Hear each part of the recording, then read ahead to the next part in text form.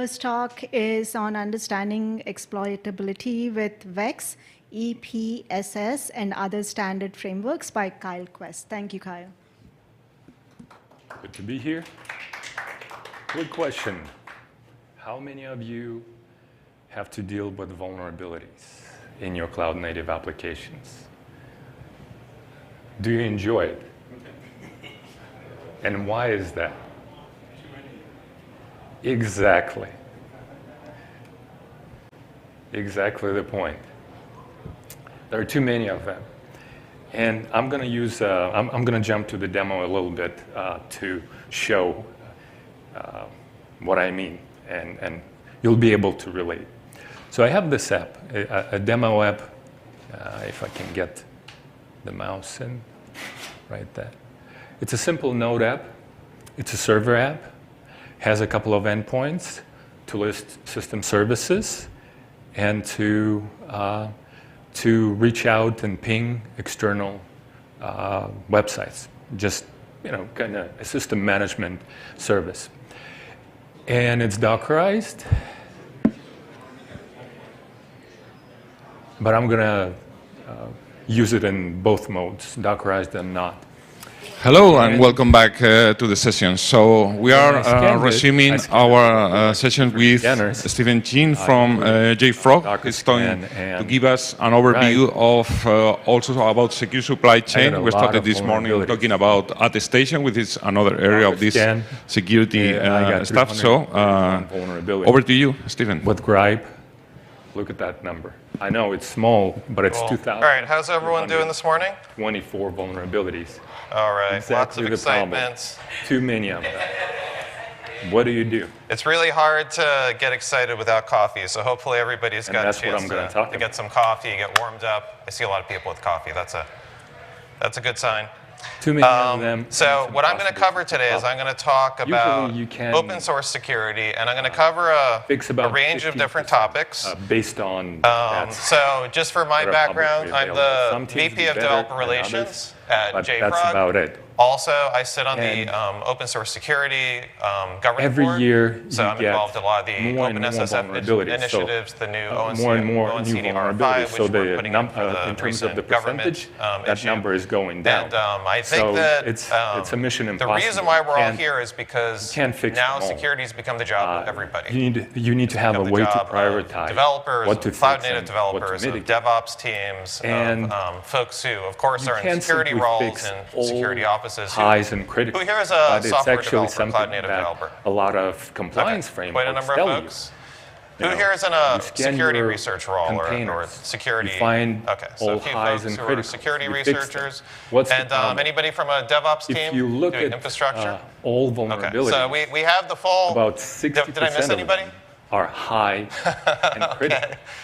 So I think we have the full gamut of different folks covered. And when we're thinking about open source security, I think a good way or a good analogy of thinking about security is comparing it to food and the food supply chain. Prioritize when you're cooking, you want to start with fresh ingredients. You want to make sure that you're getting the very best, freshest stuff for your restaurant. But what happens when you start with some spoiled ingredients or you don't have good ingredients? So this is a photo from Kitchen Disasters. Fundamentals. Anybody a fan of watching Chef Ramsay rip apart restaurants? And critical. So we love watching the disasters, what does it mean? Which unfold before us, because that helps us forget how horrible our own lives and jobs are at times. And these are probably not the free-range chickens that you're looking for. No. So that we want to avoid disasters like this in our software supply chain, where we're creating software which is as free from vulnerabilities, addressing the vulnerabilities quickly. And I think what you need is a healthy food supply chain or a healthy security supply chain to accomplish this. So is a mapping. This is the ideal picture from the U.S. whatever. And that score is calculated using a formula. USDA, yeah. So a lot of problems with that. Supply chain where but the biggest problem with that score is that good fresh produce from the farm, and then it goes usually through distribution and processing plants, which are clean, because it's used as a risk which are nothing like the Chef Ramsay restaurants. you and you end up with a very clean supply chain. That way. And in even the open source world, the equivalent of this would be state that if we were following good practices like SALSA, which is supply chain levels for software artifacts. And that's actually this is one of the OpenSSF projects. It's a great way to make sure that you're looking at all the different possible entry points for vulnerabilities, for malicious packages, for different things to enter your supply chain inadvertently. And it goes through a whole bunch of the different steps where you may have vulnerabilities in your application. So I think most of us by now know that you have to be careful about source code and source code reviews and making sure that you're doing all the things right with your own source code. So hopefully you know that there's a lot of different vectors for getting malicious packages into your supply chain. So it could be coming from this part, from NPM or from PyPy or other repositories. Types of submetrics. But even then, you could get compromises in your CI/CD system. You could have something which gets injected right before you sign the build. So there's a whole bunch of different dependencies and threats and places where it can enter the supply chain.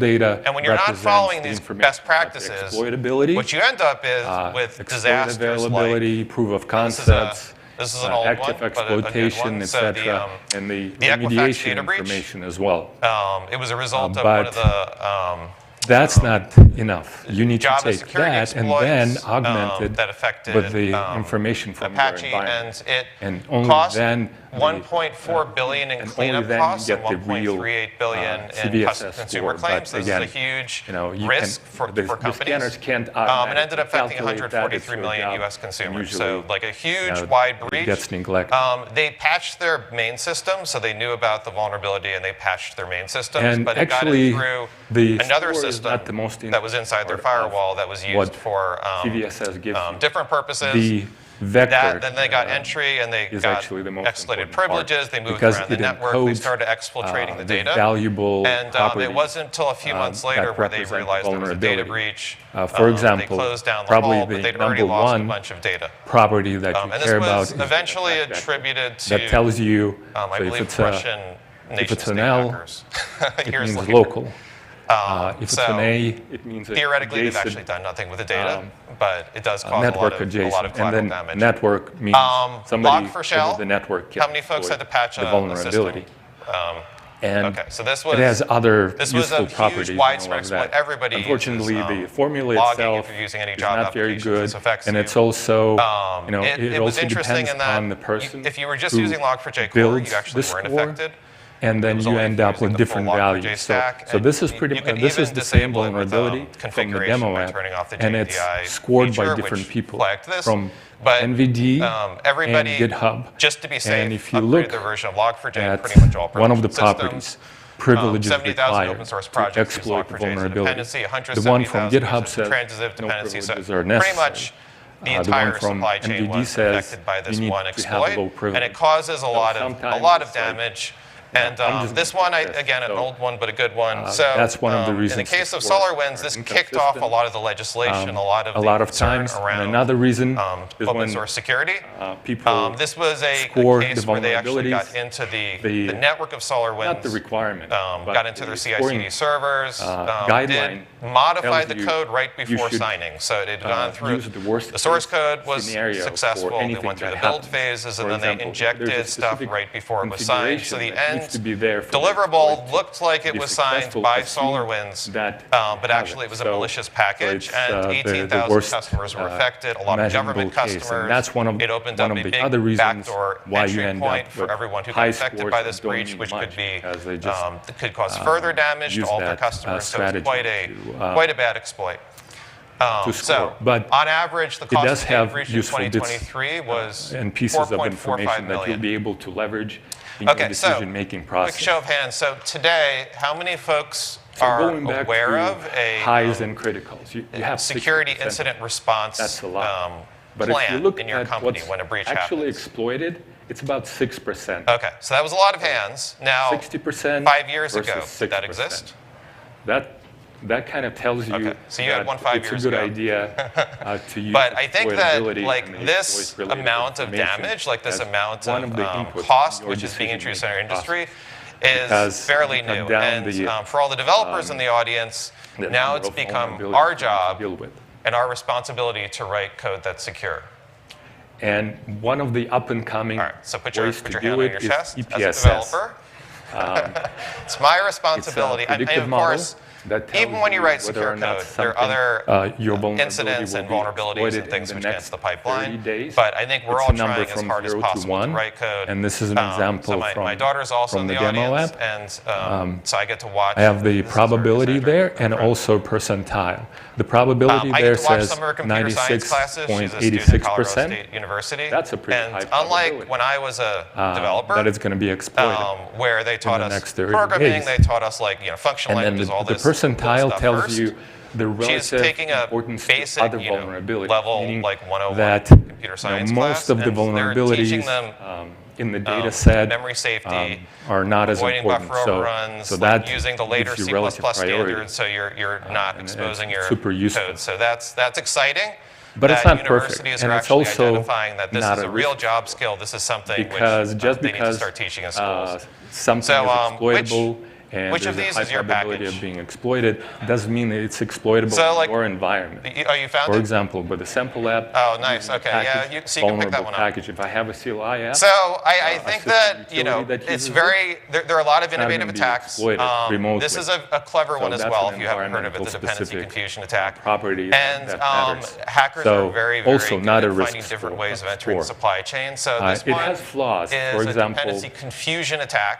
Basically, you're getting the wrong package. It has a number of requirements. That you expected to get. There needs to be a CVE This is an example of a intercepted which means request that to the NPM, vulnerabilities and exploits shows you that 0 days that have all no of the requests CVEs, actually have the full namespacing of the packages you're requesting. You also need to have an IDS signature. I think they fixed this, but originally this was also clear IDS text, sensors so you could actually from do manual Fortinet, text easily and pull Volt, this and out. a number of other vendors to collect once you get the package name, let's say somebody's asking for a package that doesn't exist. There's so, no way to detect the I'm doing code and I'm asking for a bunch of internal packages.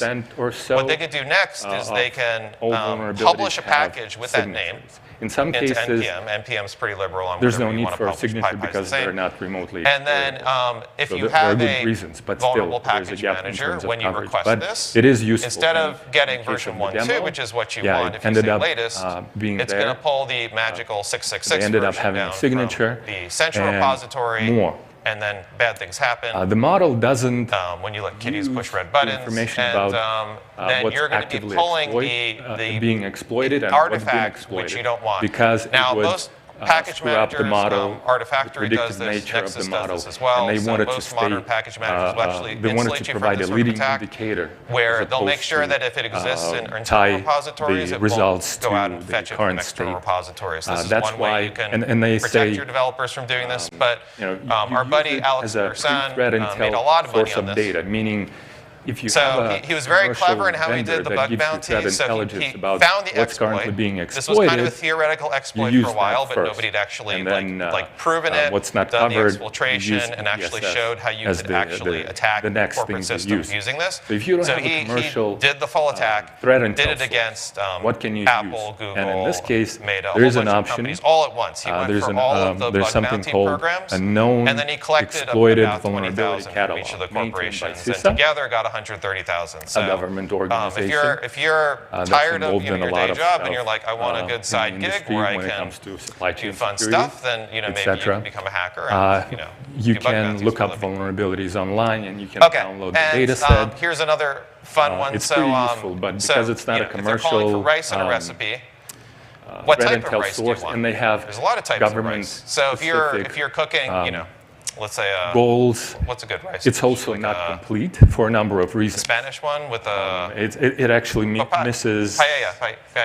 Yeah. So if you're doing a good paella, possibly 80%. And let's say use like a all exploited vulnerabilities for one reason or another. It's going to come out horrible. It's going to be the wrong information. result. And you'll this want to is have similar to another sort of attack. And again, you need to have a CVE ID. This one, they do try to security cover research team caught malicious attempts. hackers. It's not just about putting in packages attacks. for Azure libraries, but they left off the prefix. if you look at they publish exactly the same package with the prefix. It's also common to do typo squatting, where you put in typo errors, you just make random typo errors, publish a bunch of packages. Pretty basic. They just try to discover. They were also clever that they did it by forging a bunch of accounts.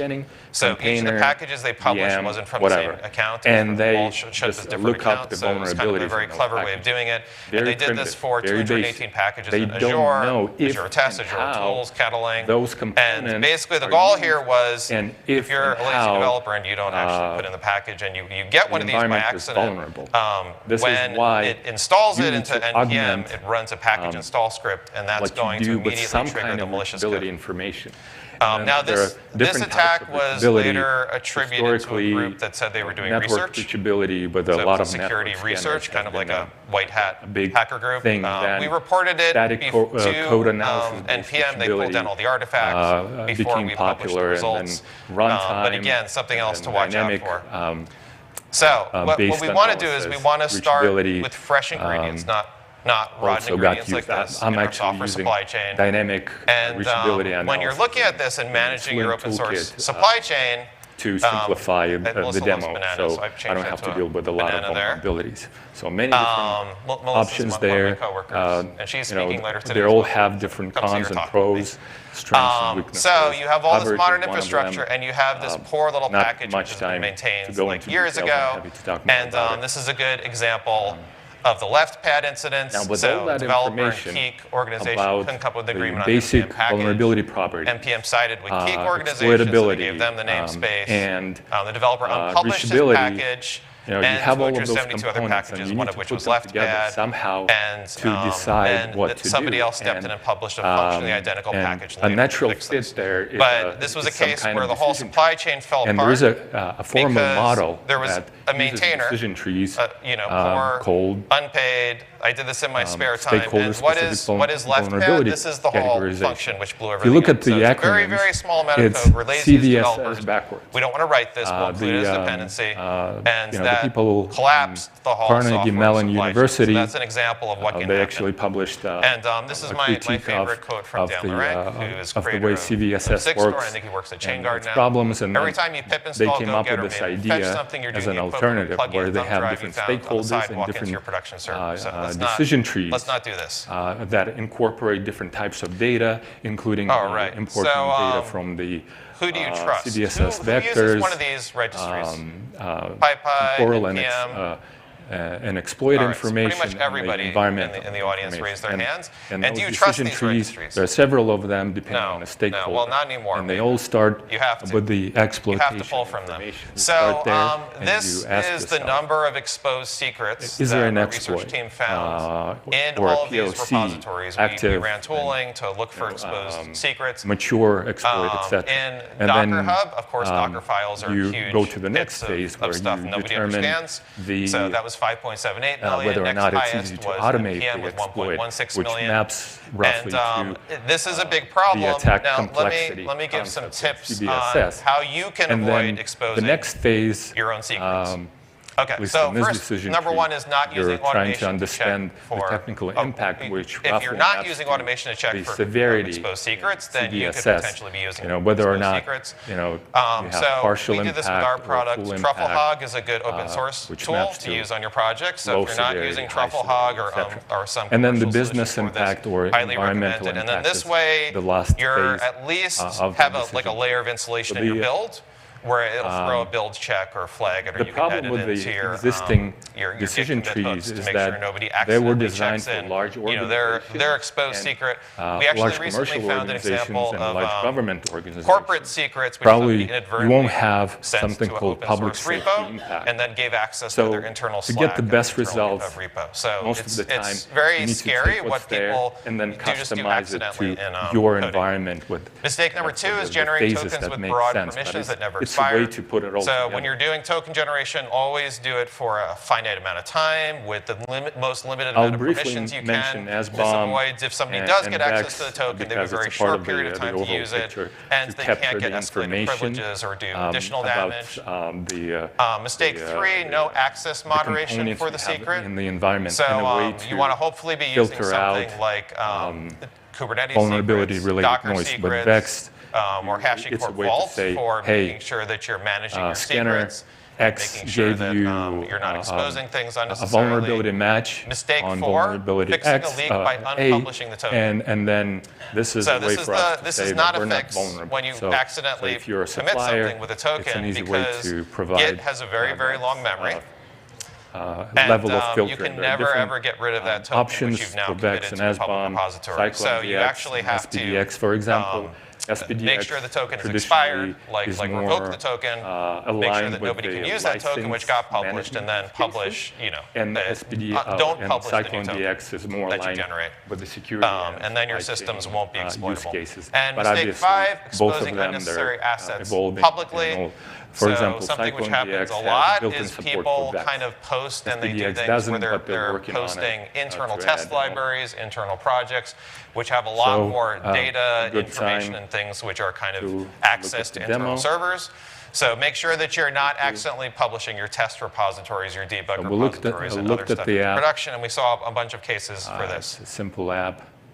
Okay, and then to use open source safely, we need good standards as well. And I think OpenSSF scorecards is a great example of like how you can use an automated tool to help make sure you're up with the latest standards. This is a new OpenSSF project. We have some automated command line tooling, GitHub tooling as well, so you can hook it up with your GitHub. I think we just announced a couple weeks ago, we also support for GitLab. So if you're using GitLab, you can also tie in scorecards with that. It'll run a whole bunch of checks. It'll check for CVEs, which you might be exposed to in libraries, upstream libraries. It'll do maintainer checks to make sure you have the right maintainer code reviews and things happening. And it does all this in an automated fashion to make sure you have good hygiene either on your own projects or on upstream projects which you're consuming. So I think this is really important and something exciting. Now, the next section, I'm gonna go a little bit quickly on this because I want to leave some time for questions. But does everyone know what a CVE is? Okay, so pretty much everyone knows what a CVE. Now, what you might not know about CVEs is that CVEs actually, a lot of CVEs, the way they get scored and the way this is done, can leave you vulnerable. And when I say when it leave you vulnerable, if you look at the naive approach for how CVs are evaluated, about the services, basically what they do is they're looking at the exploit, like how commonly this library is used in industry, like what level of security exposure that it gives you. And the CV rating is often heavily overrated or underrated on this screen based upon your industry. So for most of us building, enterprise applications, cloud-native applications, there's certain factors about the configuration we run under, the environments we run under, how we do things. This is and CVEs, for example, in GUI command line tools, while they may exist, you're unlikely to be running GUI command line tools from an enterprise application a whole bunch of stuff. Where while it's running, an exploit could be injected. So there's a whole bunch of these CVEs which get very high ratings, where it doesn't really make sense. So the other thing about CVs is often there's very specific information about how it has to be run, what the prerequisites are. And that's an example. So it has to have a certain configuration. It has to have the results of it were used. Possibly you have to call a certain method in it or something. And again, you'll get high severity warnings. So as a result, so if you run a typical source code scanning tool, you'll end up with a bunch of CVs which have high severity warnings. I only have 4 vulnerabilities. Simply because it doesn't apply to your environment, but it's a very high critical exploit. So this is an example of a critical vulnerability, right? So it's CV 2022. And we'll focus 262612. This it's a Hadoop that's the vulnerability in the untar function using get canonical path. And the environment prerequisite for this if you look carefully, is you're running in Windows. You actually have 2 vulnerabilities. So who runs a production workload in Windows? And 2 CVEs, and they are actually you're a very brave man. I don't know the full history there, but what's interesting is how they were rated. This CVE if you look at the vectors and the severities, they look very different. But like this is a lot of the analysis of CVEs happens because of these sort of is it applicable to your environment? 388. So something we do at JFrog is we have a contextual analysis capability, which automatically looks for, have you mitigated in the code? Is the configuration set up? And there's other tools to do this as well, but I think one thing to do is when you're looking at CVs, don't just look at the severity, look at how applicable it is for your specific environment. And the other issue with CVs is often it's very, very high. The severities are high. CVSS 4.0 solves a lot of this with the changes to how they're doing scoring in the new version of it. And we also in our products have our own severity score for enterprise customers. Okay, so key takeaways. Don't take a CVSS at face value. Consult different sources for your CVSS data. So look at, often the project maintainer will dispute the CV score on issues. Like there was a curl exploit. It was like a 9.8 or some very high severity. But it turns out that it wasn't a legitimate vulnerability. The CVSS score is folks that not even maintained the project showed that 1%. it couldn't be exploited in practice, even though it existed since for CVSS a lot of scores versions. are And they ended up revoking the CV 3 days very later. different, even but a though lot it's of the teams same jumped on it vulnerability. because of the criticality and because everybody uses the system which has curl. And if okay, you look so last thing, can we at trust the attack machines vector with our information, ingredients? one says So it wouldn't be a complete presentation this year without an network. MLAI reference. And does anyone want to guess what the answer attack is? vector, and that one said no, we can't. They don't show okay, it there, so but machine learning models are already being one of the maliciously slides, targeted. It showed that it's this is one exploit which we've seen hackers doing. So the it's not H5 format for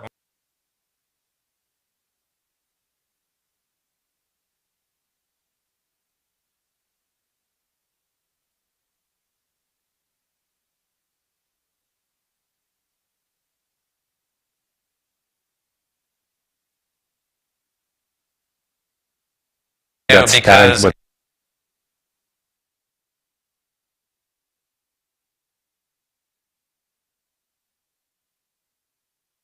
actually has a proof of concept that was weaponized. Okay, so what else can we do? The PSS so I think the most important thing we can do is educate ourselves. So thank you all for coming to my session and learning a little bit more about security, about what OpenSSF is doing to help secure the supply chain. Hopefully I gave you some examples you can apply to your workspace as well to improve your security posture. Again, here's some great resources. So the OAuth cheat sheets are great resources for you to look at and to learn more reachability-based prioritization. So instead of there's some great OpenSSF courses as well, which are great resoces to teach developers about security and make sure that you have a better security posture as an organization. And also our research team at JFrog has a lot of good information and CVE prioritizer. So this is just the blog only for our security research team. So I plugged in about the things they're CVE, researching and putting out. one of the few CVEs So thank you very much, and hopefully together we can create a healthy software supply chain. And then it gives you thank you so much, Stephen. Questions? Properties, but the most important one is priority. So priority 1+ means you should fix it great talk. ASAP, right away. You mentioned about OpenSSF they also scorecard. The EPSS the major problems I had with that is when I have a project on GitHub so itself, and then when I register it to actually check for the scorecard, I go through all their automation. More, but then if I don't want that, if I'm developing some software and if I want to run through this tool, OpenSSF on that software, and then I download scorecard locally, and when I run it on my software, it doesn't do all the checks. Like it does almost less than half the checks. So it's not kind of. I did not find it very reliable for my software, which is details because again, this downloaded or not on GitHub. Not if I don't, so like if the open source project on GitHub, it runs all the checks and it works, but then on the local on your maybe your commercial projects for work, it's less useful in terms of the range of checks you run. So I think that's great feedback. So like everything else in OpenSSF, scorecards is a community-run project. What are the key takeaways? Right now, actually, we just talked about this quite a few last week. But pretty much everything. Everything I mentioned. CVSS. The code base is written in Go. If you're a Go developer, and you're interested to help out.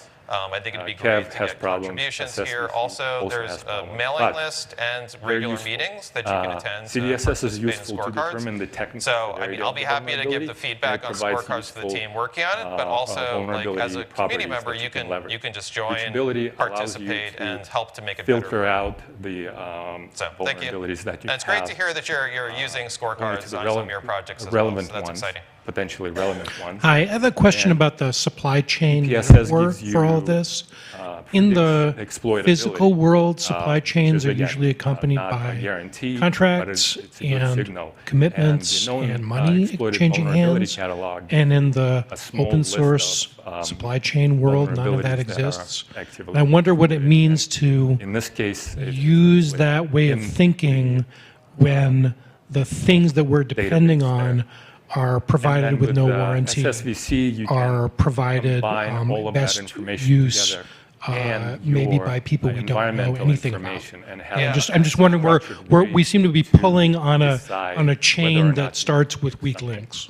So I think that's actually a astute observation on the state of open source supply chains is that it's not like a commercial supply chain, and not only is it breaks the metaphor, but also it leads to things like there's currently some EU legislation which is attempting to put the onus on security to the owners of the repository or technology. So, for example, I'm also involved in the Rust Foundation, and they've been trying to push back and fight some of the EU legislation, which would make them responsible for crates.io and all the software distributed on that. And it really doesn't make sense in a software space that as an open source maintainer, if I release something, I'm totally responsible. Of course, I should patch vulnerabilities, release new versions, or somebody should contribute a patch.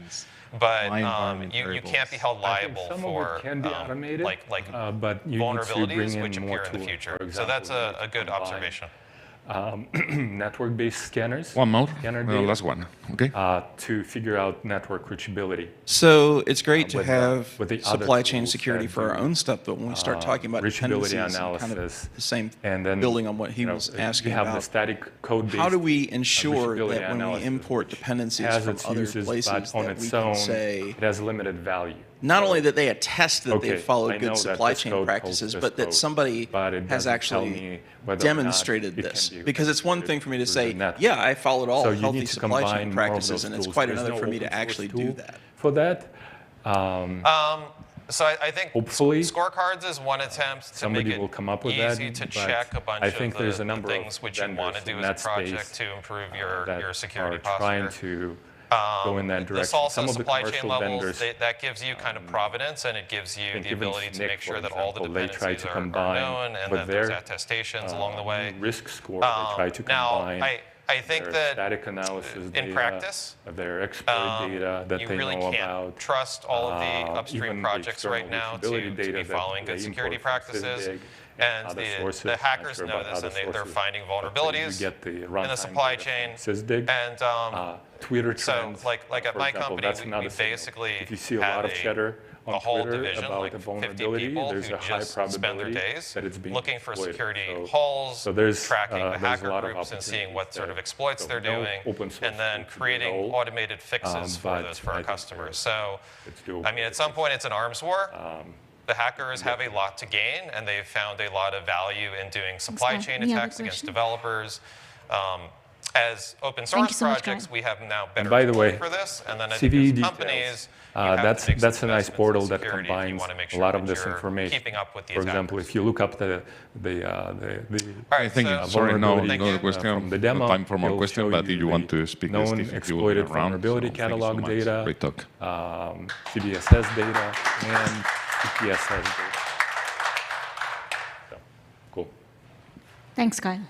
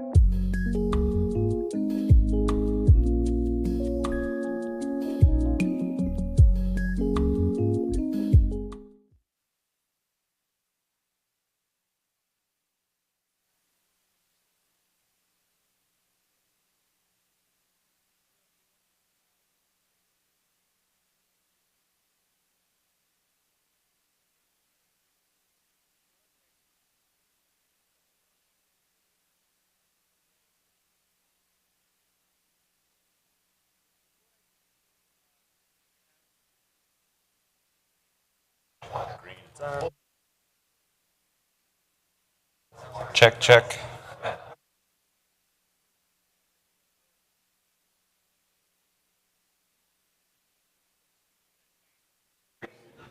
Okay, we are ready to resume the session. Sorry for the delay. We have had some audio issues, not with the room, but with the live stream. So we were trying to figure out what's going on. So that's part of the delay. So we will steal a little bit from the lunch break just to give Chris and Mauricio time enough. So over to you guys. Until when do we have? You have 25 minutes with 5 minutes for questions. Okay?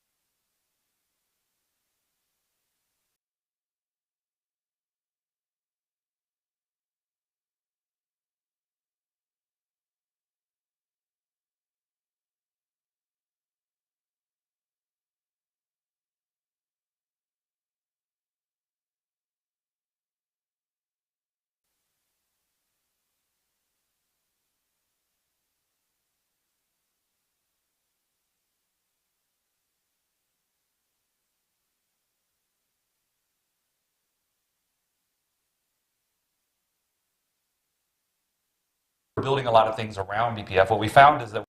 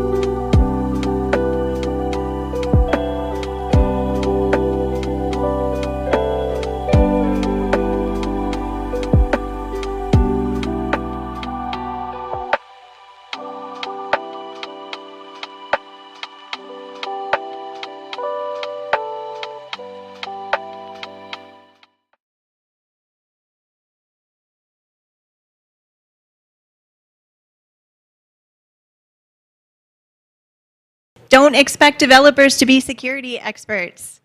All right, everyone can hear me okay? Okay, good deal. All right, I'm Melissa McKay. I'm a developer advocate with JFrog. I've been there for about 3 years now. Prior to that, I was a developer first and foremost for over 20 years, all the way from lowly intern to principal engineer. So lots of experience there. Not so much in security, though. So recently I did a little project with a gentleman from NGINX, with Damian Curry, and we just did a little, just question and answer session, interview session, informal conversation about all of the things involved with putting together a software project. And by that I mean like a cloud native project. We picked a Java Spring project and just walked through all the steps that might be necessary to get that thing up and running out in production. So we had several episodes. We talked about planning, setting up, security, deployments, updating, observing the application. And it was pretty incredible the things that we ended up talking about that we kind of took for granted that people know already when they start a project, software project. So we focused.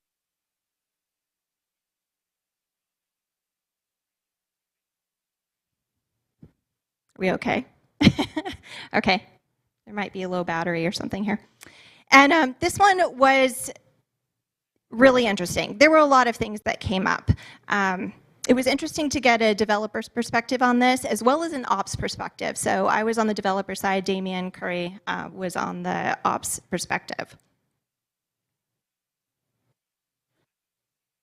So this was my introduction to security. Way back when I was an intern, I was given just a list of tasks to do. And how many of you recognize this? Yeah, it's just, your typical Apache Tomcat web page that might show up if you don't have it obfuscated somehow. So that was my task, was just to obfuscate this. It was really the first time that it even occurred to me that you might want to hide some things. Now, we can argue all day about whether that's the right thing to do. Today, that's obviously probably, you want to do a little more than just hide the stuff that you have that's vulnerable. But the reasoning way back when to do this was just the fact that if you were to have a vulnerable version, you wouldn't want to announce it to the world. So obviously, this was something that introduced me to all of the problems that you can have, and we can all agree that this is a problem. I think there's been several talks today about security already.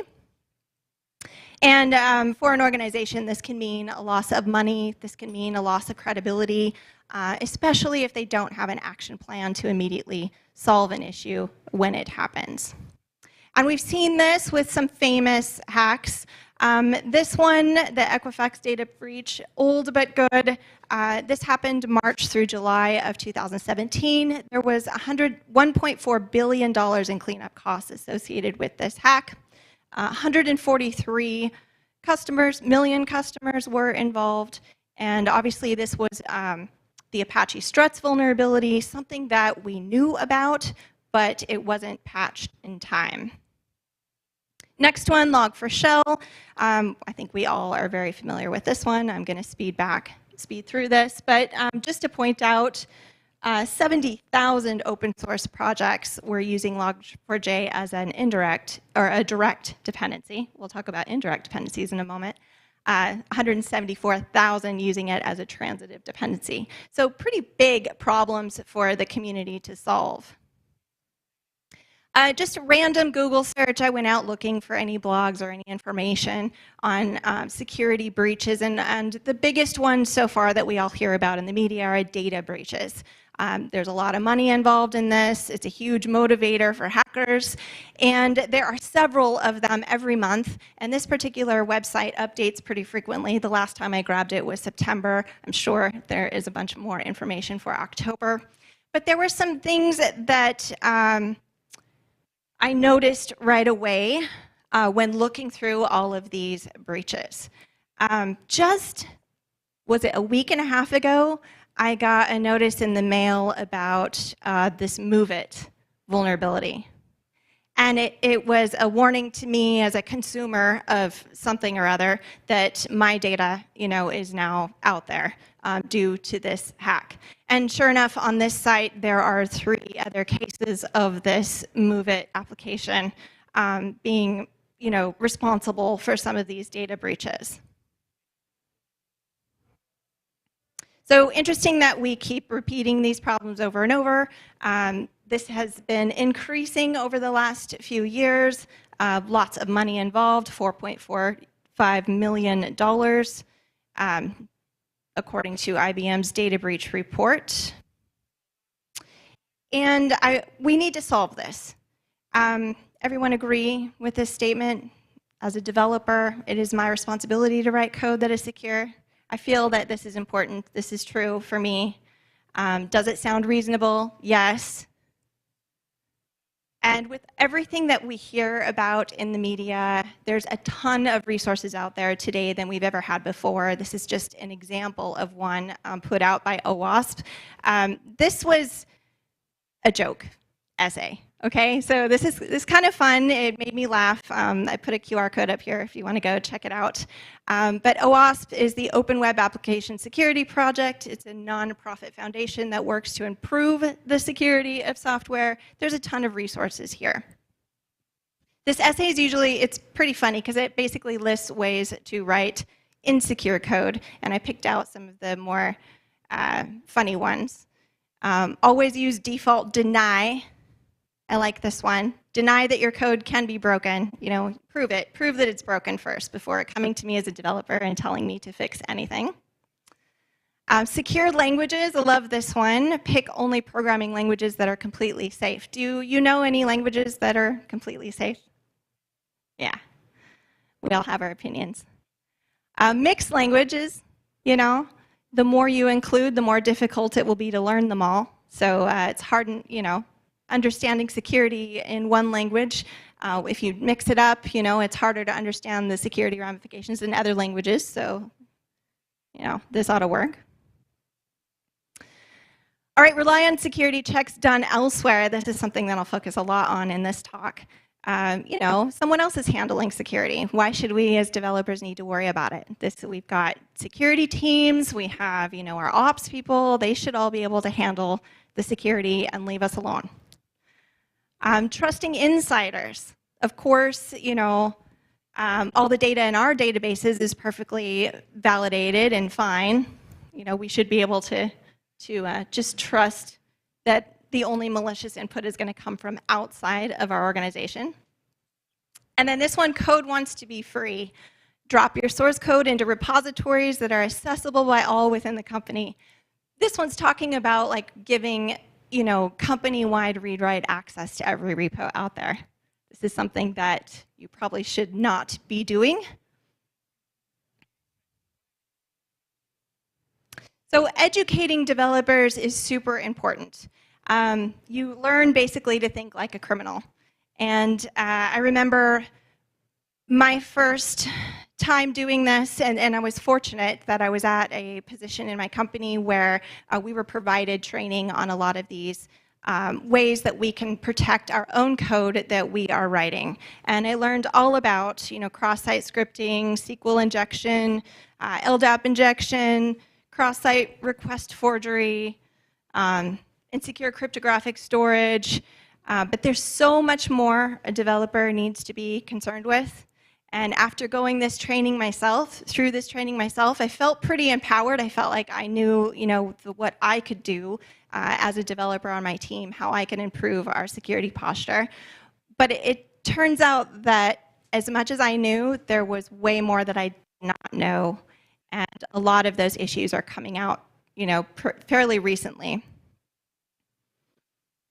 This was a big one. I'm, you know, pretty confident that I can avoid writing weak code myself, but it turns out that I use a ton of code that I didn't write. And there's a, you know, none of us like to reinvent the wheel. We all, you know, want to work on the latest and greatest, create new things. So we're going to be bringing in a lot of packages and libraries that are already out there. Just for an example, earlier when I talked about the project that Damian Curry and I were working on, this is just one of the components of that project. It's a Maven project, and I just went in there and ran a Maven tree and found, you know, 114 direct and indirect dependencies, and that was 7 layers deep.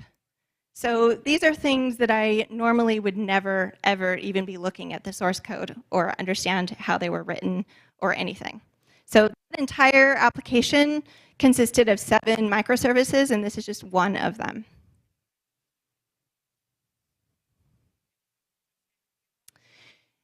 There was a report that came out, the Open Source Security and Risk Analysis Report. This is Cybersecurity Research Center findings from 2022. And they scanned 1,703 commercial code bases across 17 industries. Now, when you all go and look at reports like this, make sure to pay attention to exactly, you know, how they're getting this data. There is a lot of tendency to I don't want to say like clickbait or cause fear in the community, but it's always a good idea to look at that fine print just to see exactly how they're bringing this in. So I liked this report. They were pretty clear on how they're getting their data and putting it together. So they listed, you know, the numbers of commercial code bases and what industries. There was a bunch of interesting stuff in there. I encourage you to go take a look at this report. I took just 3 of the graphs that they had listed in there. They're just 3 of the different industries that were represented, and you can kind of see, you know, the percentage of vulnerabilities in just these industries. Pretty incredible how much it's been growing. And notice the jump in 2020. You know, what do you think we were all doing in 2020? Lots of people were bored, I think, and we noticed, you know, jumps in a lot of these areas then. So if developers didn't write insecure code to begin with, we wouldn't have any of these problems, right? Who agrees?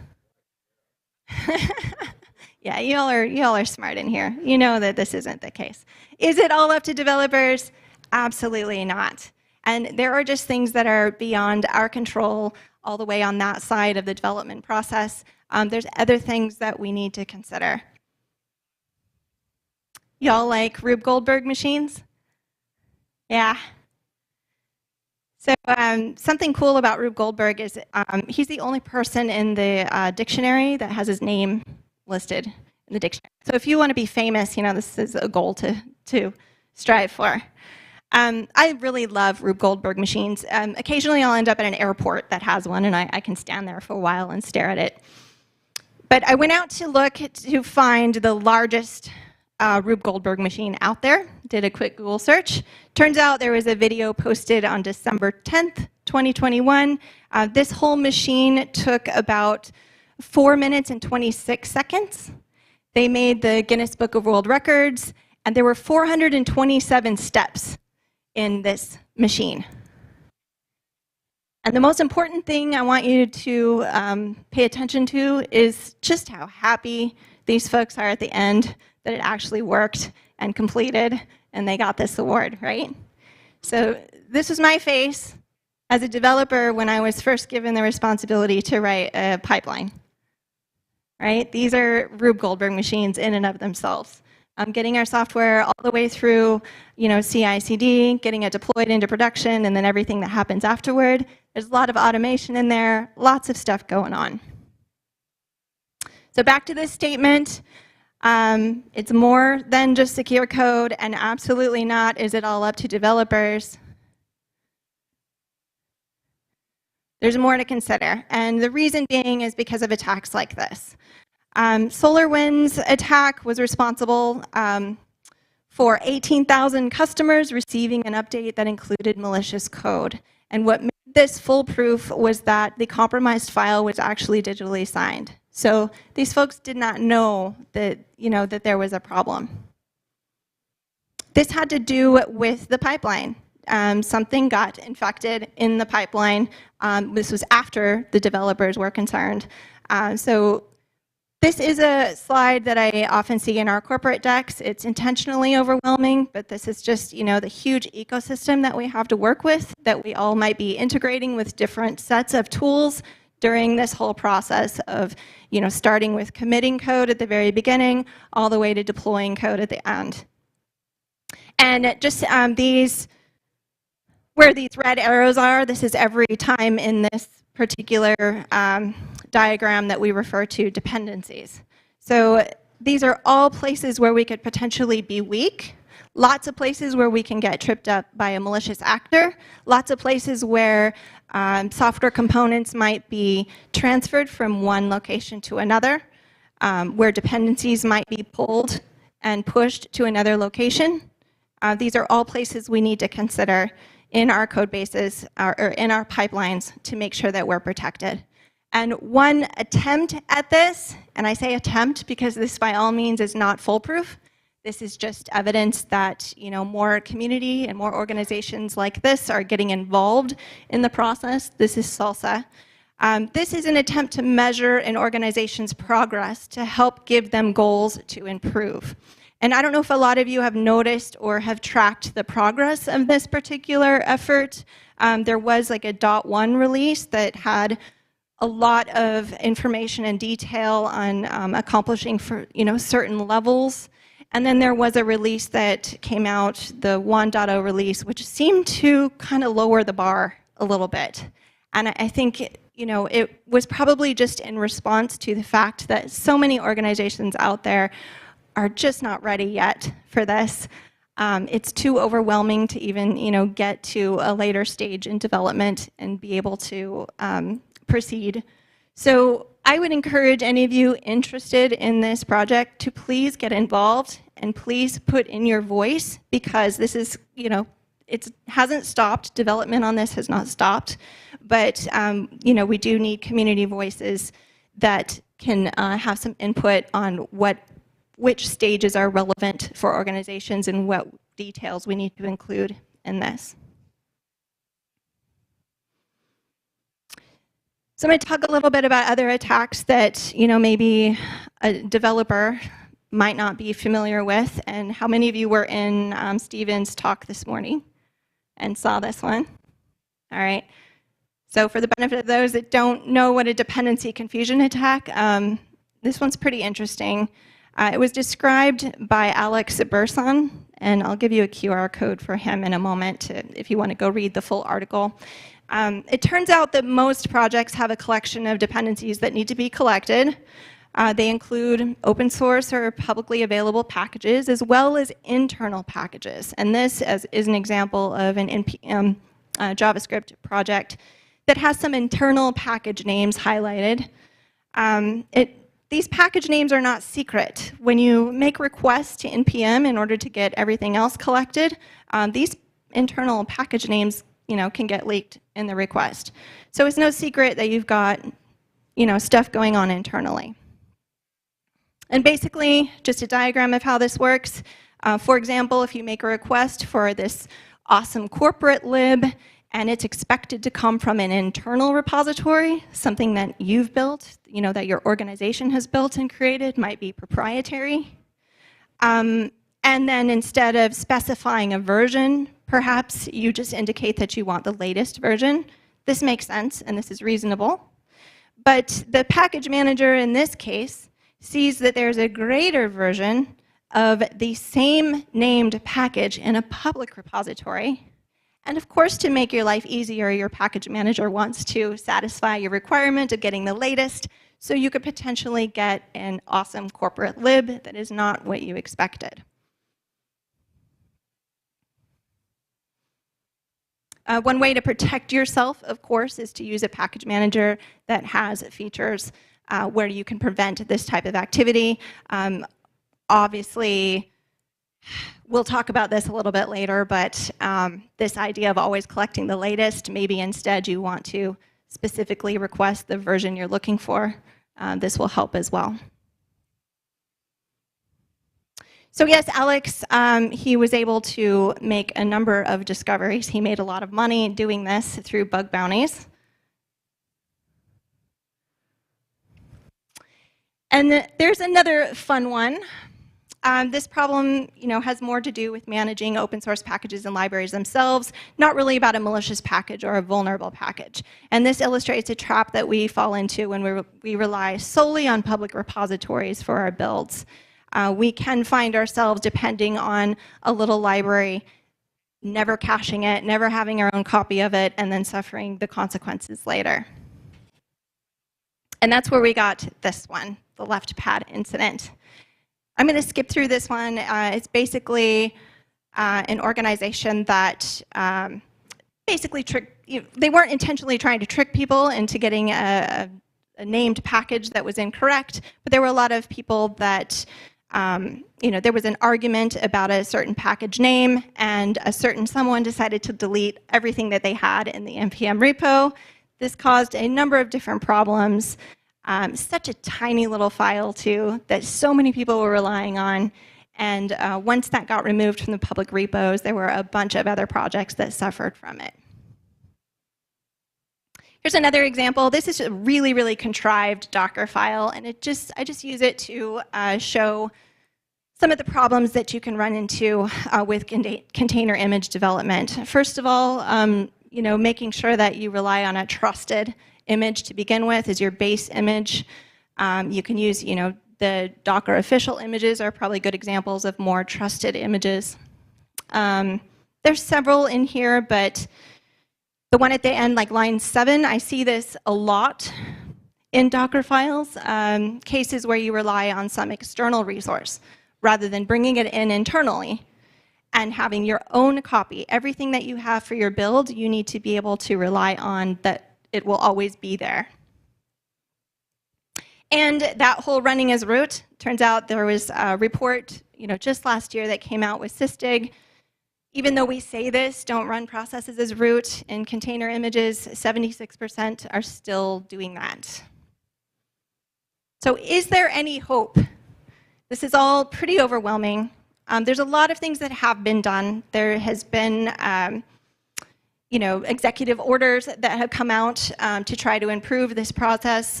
There's a creation of the CVEs, the National Vulnerability Database, CNAs. Those are a CVE numbering authority, and my company JFrog is actually one of those. These are organizations that can go out and actually produce these CVEs, get them listed in the database.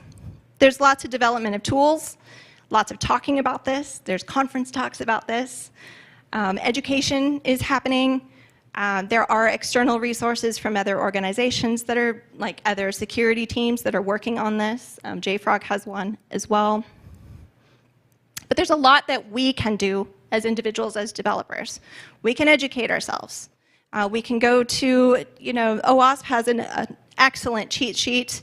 The silly Docker image that I showed earlier, the Docker file I showed earlier, there's a ton of more information on how to protect your Docker images, for example, here.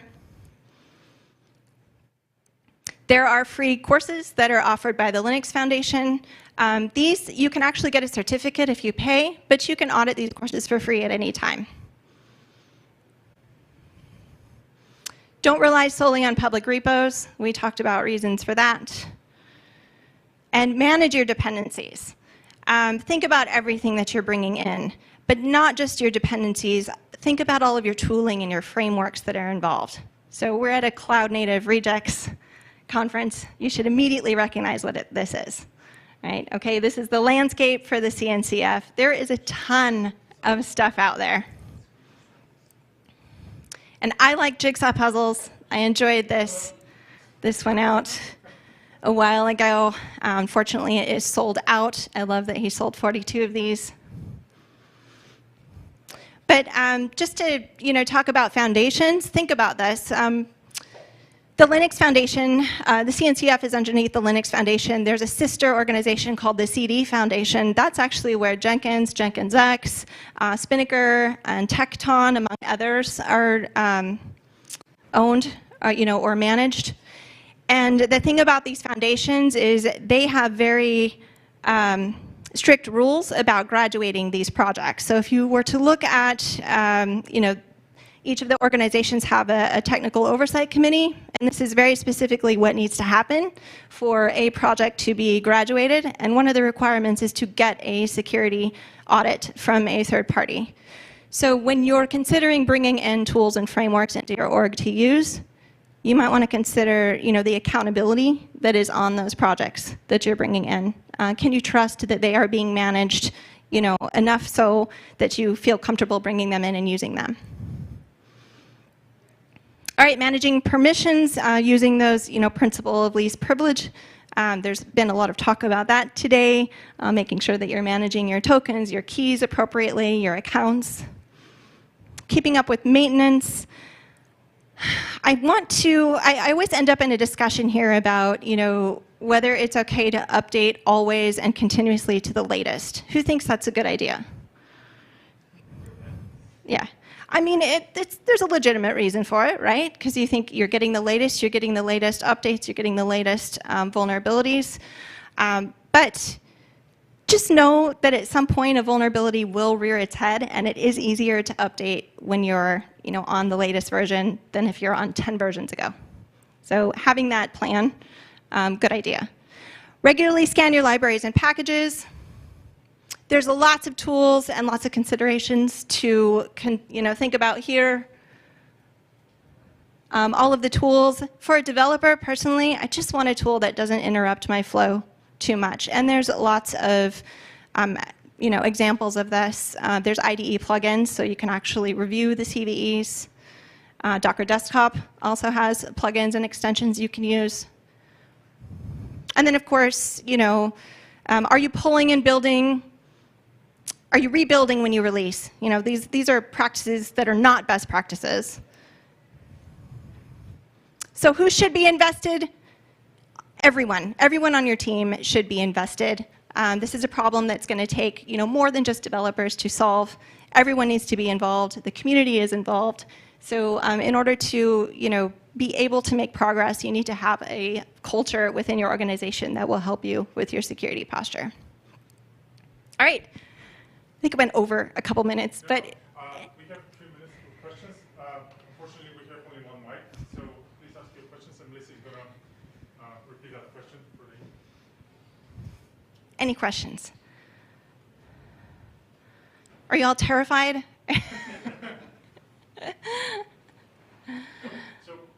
All right.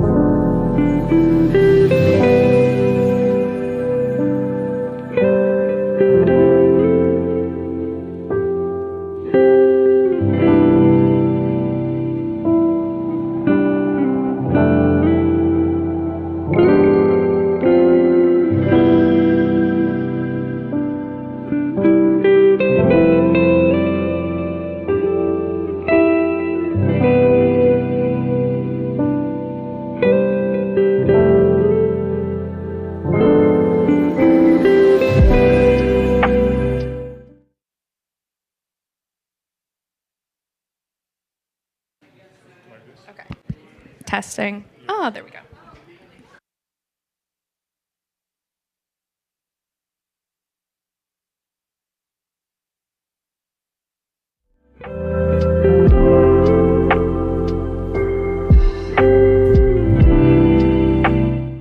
All right, we have Paige Cruz for the next talk, and she's going to share how we can push observability and not have a pain in the neck. All right, get going.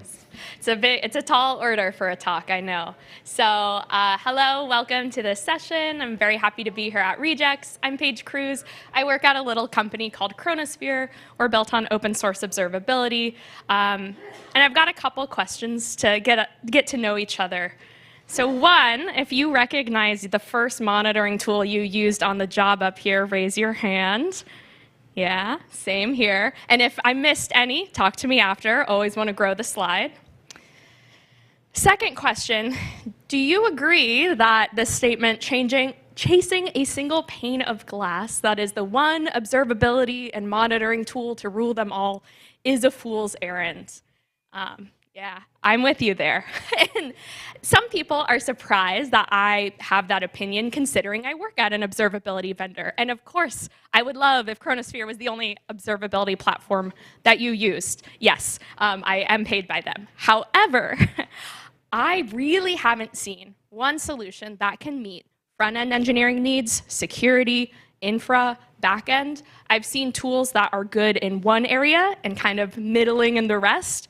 And when we look at the industry and we do these surveys, the reality is most organizations have between 3 to 10 different observability tools. So you want to swap? Yeah. So what this means is what you're being marketed, one single pane of glass, what maybe some engineering leaders in your orgs think we should have one tool is very different from the reality where us as engineers are contending with 5 to 10 different observability tools that maybe have data siloed, and it's this really messy thing to try and figure out what is happening with your system. And the last reason I kind of think that this is a fool's errand is that a lot of orgs really confuse buying an observability tool with setting an observability strategy.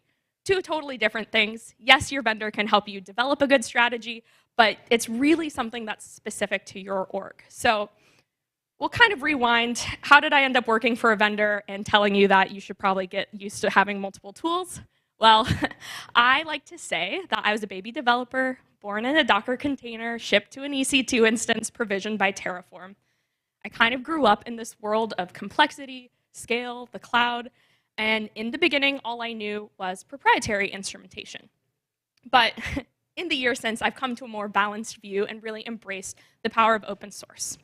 Because I've been on both sides of the observability vendor and client perspective many times over. I'm not kidding, we're gonna do a quick walkthrough. First, I started out as a vendor at New Relic. We obviously monitored ourselves with New Relic, and this was back when like microservices were super hot and APM like ruled the world. Then I followed a bunch of relics over to Envision, where I was an SRE in charge of the monitoring migration, and I learned some very expensive lessons, and also why to not believe one vendor's marketing hype. I quickly ran back to observability, where I went to Lightstep and really thought, tracing is going to change the world. We're never going to look back. Who needs metrics and logs? That brought me to Weedmaps, which is a cannabis platform. And I there did a Rancher to Kubernetes migration and a CI/CD vendor migration. So I've had a lot of experience with taking all of the things that touches a company's services and infrastructure nodes from one vendor to another, and how painful and expensive and long that process can be. And so today, I'm back in my happy place in observability at Chronosphere. And really, I can't quit because I think there's just so much work to be done in this space. I just don't think that the average developer's experience with observability is seamless or easy. I think we've actually made things quite complicated for you all. And so all of this to say, I've developed a lot of opinions based on monitoring, observability, and engineering reliability. And I hope that you can see that my perspective is not of big monitoring, but it's balanced from experience being on both sides of this relationship. So today, the big opinion is why I think single pane of glass is just a fool's errand and what we could be doing instead to increase observability and solve your immediate pain points today. So let's talk about this. My first argument, or the first argument a lot of people say is, I have too many tools. I have tool sprawl. I'm overwhelmed. It needs to be addressed. If only operators and developers looked at the same data in the same system, we'd probably have smoother incidents. And like in practice, everywhere I went, devs lived in fancy enterprise monitoring tools, your Datadogs, your New Relics, and the operators were living off of like Grafana and Prometheus and cobbled together like community dashboards. And I thought, this is my problem to solve. I need to bring the people together. One platform is the way. But once I started talking to my operator friends, I realized that the Prometheus world and the enterprise world were like two totally different UX philosophies with like Mac versus Windows. It's not as easy to just pick up everything you know from one ecosystem and bring it into another. And these are tools we depend on to make sure our applications are healthy and alive. So you really want to make sure your developers and operators are comfortable and confident with the tools that they've got. And as much as I tried to bring my ops friends into the fancy enterprise monitoring space, it was never going to happen considering how much of a market share Prometheus metrics have, especially in the Kubernetes ecosystem. So what about tool sprawl? Well, I had to change my philosophy on this after reading Catchpoint's 2023 State of SRE report, where the majority, 59.1% of respondents, said that tool sprawl was actually a minor or non-existent problem for their org.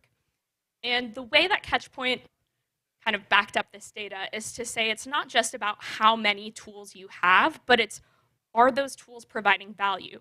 And if each of your tools is providing value, then it's not really a big problem if you have 2 or 3. I mean, I think when I talk to orgs that have 10, I'm like, I don't know about that. But you really have to look inside your org with your people. Is everybody getting value from all of our tools? And I'm totally not against consolidation. Again, like, would be great for me in my wallet if everybody went out and got Chronosphere. But after becoming a power user in 3 different observability tools, I'm really tired of learning new query languages, navigating against like totally different UX patterns, trying to bridge what I know conceptually to be true about monitoring concepts versus how it's been implemented in other systems. And I really had to realize that even though at every company I've been like the monitoring person, I don't always have insight into how many tools we have. And so when I was interviewing for one vendor, they said, oh, how's your company liking our platform? How are you guys doing with tracing? And I said, what? I did not know we paid you guys. I did not even know teams were tracing. This is wild. So while consolidation is nice, it is really difficult, even for organizations that care, to have a handle on everything that's going on. And so what I took away from the Catchpoint survey, reflecting on my experiences with the sprawl at different companies, is that monitoring tool consolidation may not actually be a problem you need to solve, and it could be okay for dev and ops to live in different observability tools, provided each brings value. And we'll talk a little bit about how you can live in a multi-tool system later. My second big lesson was to really embrace open source observability. The times have totally changed. When I was starting my career, all you had was, for the most part, you had a lot of proprietary vendors dominating the system. What this meant is you as an org would get trapped into one ecosystem, and even if you wanted to move, even if you had made the case and you were totally sold on consolidating, the path to migration was very painful. I have had to write so many different tools to translate one dashboard into another. This is not career building work. This is not exciting. This is not what gets me up in the morning. And so with the rise of open telemetry and really getting cloud vendors, observability vendors, and the community together at the same table, we are getting closer to a world where you can instrument once and observe anywhere. That, I think, is very powerful for us as engineers to have that independence and ownership of our data. And this is kind of where there's a little bit of a irony moment, because part of the beauty of open telemetry is this component called the collector. The collector serves as a proxy where you can not only process but filter but drop all different types of signals. And you might say, well, Paige, that is a single pane of glass right there. You are promoting this idea that we should have one proxy that can see everything. And yes, you're totally right. However, if the best UI or UX or features for front end live in one vendor versus what your infra folks need in another vendor, you can still have one view into all the volume of telemetry, who's using what, and still send it to multiple tools. So I think it's not quite ironic. I think there's a way to make it work. If we rewind a few years, in the days of walled garden proprietary instrumentation, honestly, I really hated being known for monitoring migrations because they're my least favorite project, and they've gotten better. But like, it used to be, even setting up bake-offs between vendors was like a 2-month project to decide what team was going to pilot it. How am I going to re-instrument and bring in the new libraries? What component, like a collector, do I have to stand up? And then that's just like the technical side, let alone getting estimates for how much is this going to cost? How can I estimate what my annual bill will be? All of these things took me away from what I wanted to do, which was teach engineers how to use the system better, or how to find insights, or how to really explore the data that we had available. So times have changed. Like I said, the Open Telemetry Collector, this comes from the OTel doc site. Lots of beautiful open source libraries for instrumentation. Of course, lots of integrations with the big cloud players and Kubernetes. And this collector is just a proxy. It's not locking you in. It also doesn't just speak OTel. It speaks Prometheus metrics. It speaks Elastic Common Schema for logs.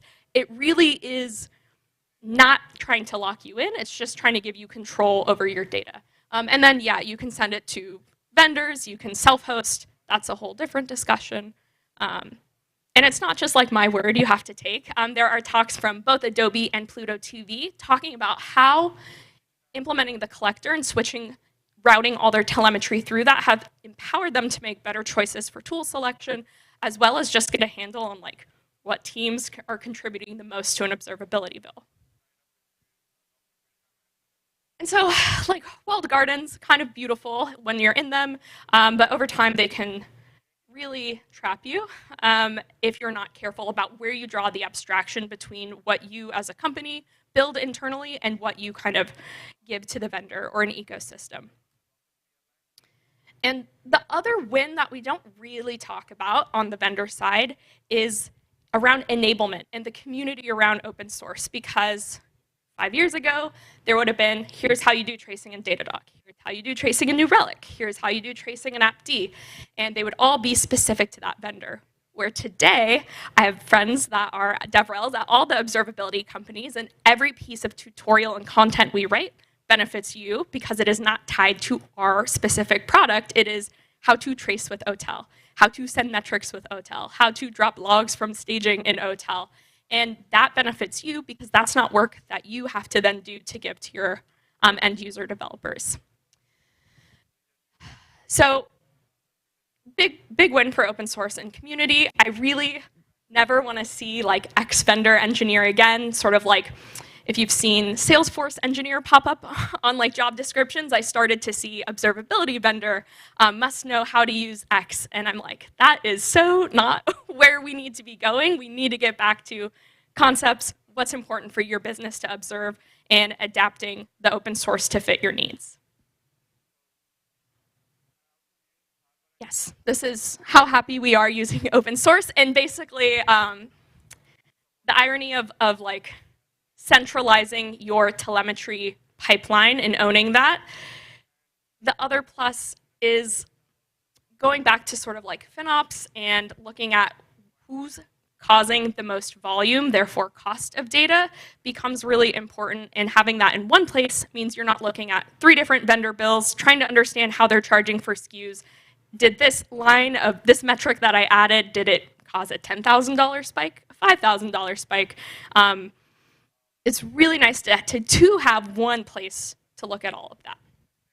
And originally, I gave a version of this talk at Monitorama, but I still think it's true if you're coming to KubeCon and Rejekts that really no one thinks about monitoring as much as us or about observability. We've got a real big inside baseball program problem where we use these really scary academic terms like telemetry, cardinality, observability even. I mean, the amount of times that I've had to come up with metaphors to explain observability is wild. And so when people talk about we have to have one tool consolidation, I think, what is the opportunity cost for your org? What else could you be doing with what is still, it's not a perfect seamless process. You're not flipping a switch and going from one vendor to another. There's still work and investment.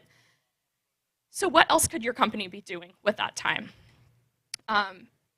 Even for me, who loves observability and thinks like that is where I carved out a lot of my engineering time, I had a pretty rude awakening leaving New Relic. I had fully drunk the Kool-Aid. I was like, monitoring is like so important. Everybody knows how important it is. All these companies have very good incident response processes and they care about the on-call experience, and like this is gonna be great.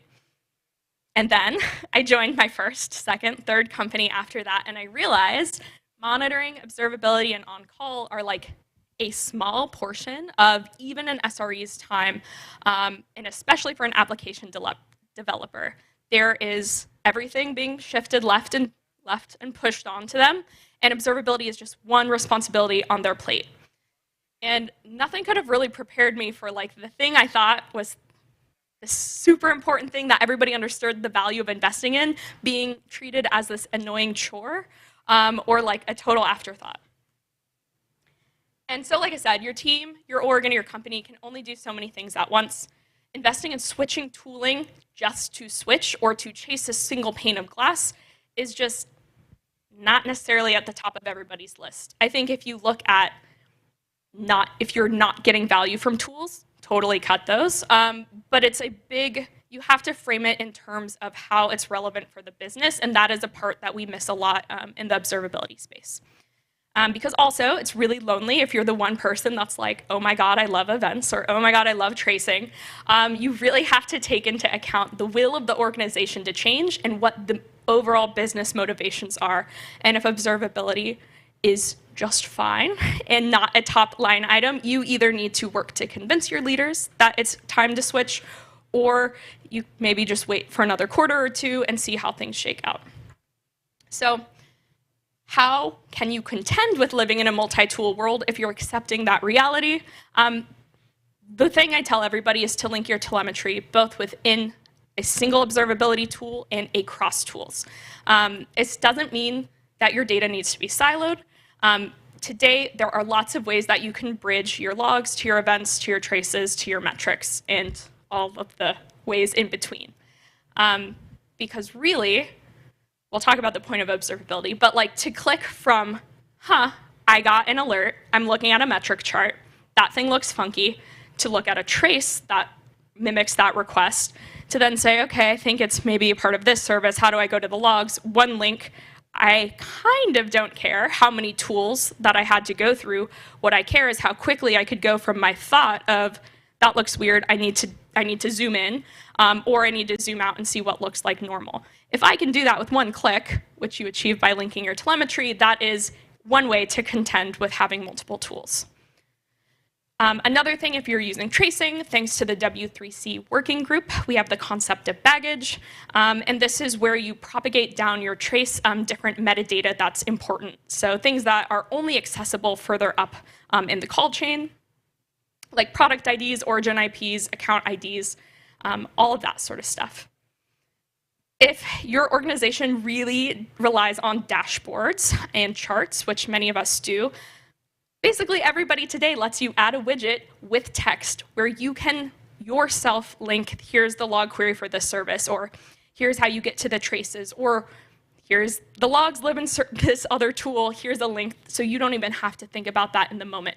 The next level is to templatize those links and pass them out so people aren't handwriting them, because there's so many problems with giving people an open text box and expecting the same results. So those are two ways.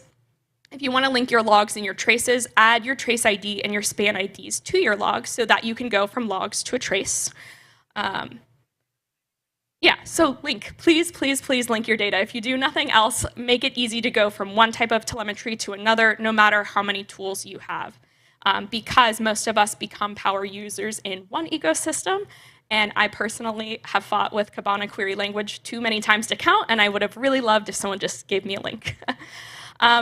So what is the goal at the end of the day? Like, what is observability trying to do for you? Why does it not matter necessarily how many tools you have? What is the outcome?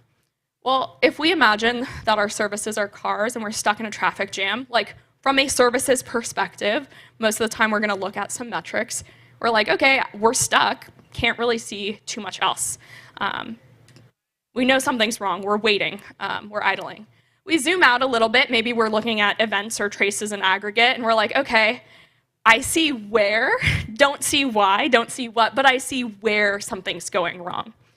What you naturally want to do is zoom in. This is when you dial in to look at specific log lines or a trace waterfall view or events in a given timeline. So the power of observability is this being able to zoom in and out, to look at things, to ask questions, and to immediately be able to get answers about what you're asking. And it really doesn't matter how many tools you have to do that if they're providing value along the way. So living in a multi-tool world, I think just even figure out if tool sprawl is even the right problem to solve in your org. It likely is.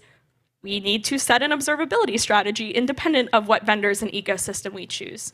You should embrace open source instrumentation because it gives you the power and control over where your data goes and how much of it you've got.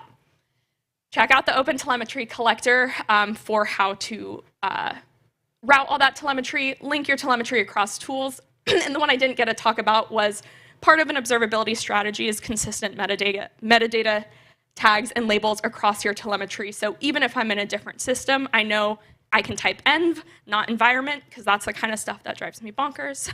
And it's that cognitive load that adds up over time. So we are going to turn to questions, but if you've got time at KubeCon, you can see me talking about these other things.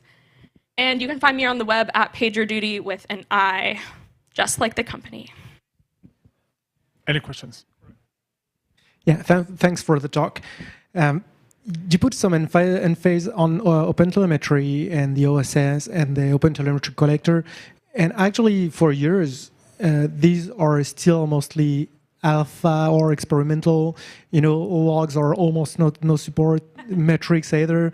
It feels like vendors are kind of using some part of it, but not maybe contributing. I don't know what's going on, but it's still not there, and it's actually 10 times more complicated to do traces to OpenTelemetry than it is to using other tools, for example. So what's up with that? Oh, that's the billion-dollar question. The ergonomics of OpenTelemetry, where are they at, and why are there? Okay, so let's rewind. The different signals are at different levels. Traces have been GA for a while. Metrics are either experimental, they should be on their way to GA, it's a work in progress. Logs are obviously the newest. Session and profiles, we're just talking about them at KubeCon, so I think it's just getting started.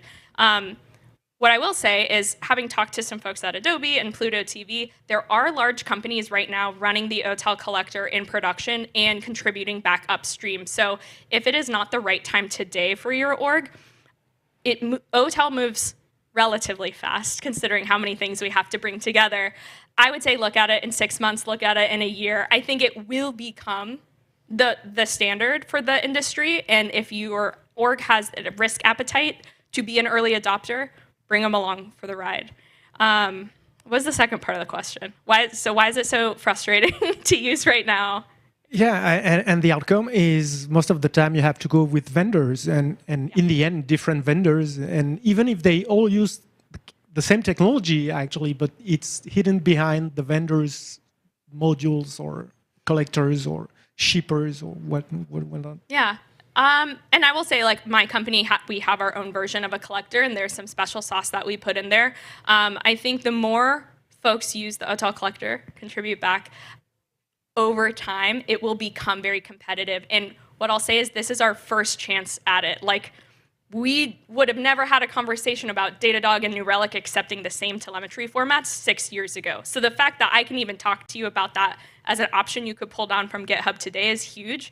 It just takes, we're replacing what took these big vendors 10, 15 years to build, and we're on year 4 of OTel. So the future's bright. The present is dim, but the dimmer is getting turned up. How about that? It's a good investment to make in the future because of how much collaboration and buy-in there is. Okay, next one. Yeah, it's not perfect by any means. Hello, Paige. I think I actually saw your talk at Monitorama.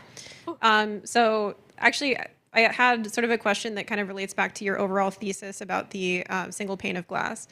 I think it's I think that your finger's on the pulse with respect to that, because at that other event, we noticed a lot of sort of copies of Cribble, of all these little companies that were trying to become the next Cribble, and this push for op-amp compliance so that everybody can basically use a third-party orchestration tool to then allow all these different vendors to basically no longer be on a single pane of glass.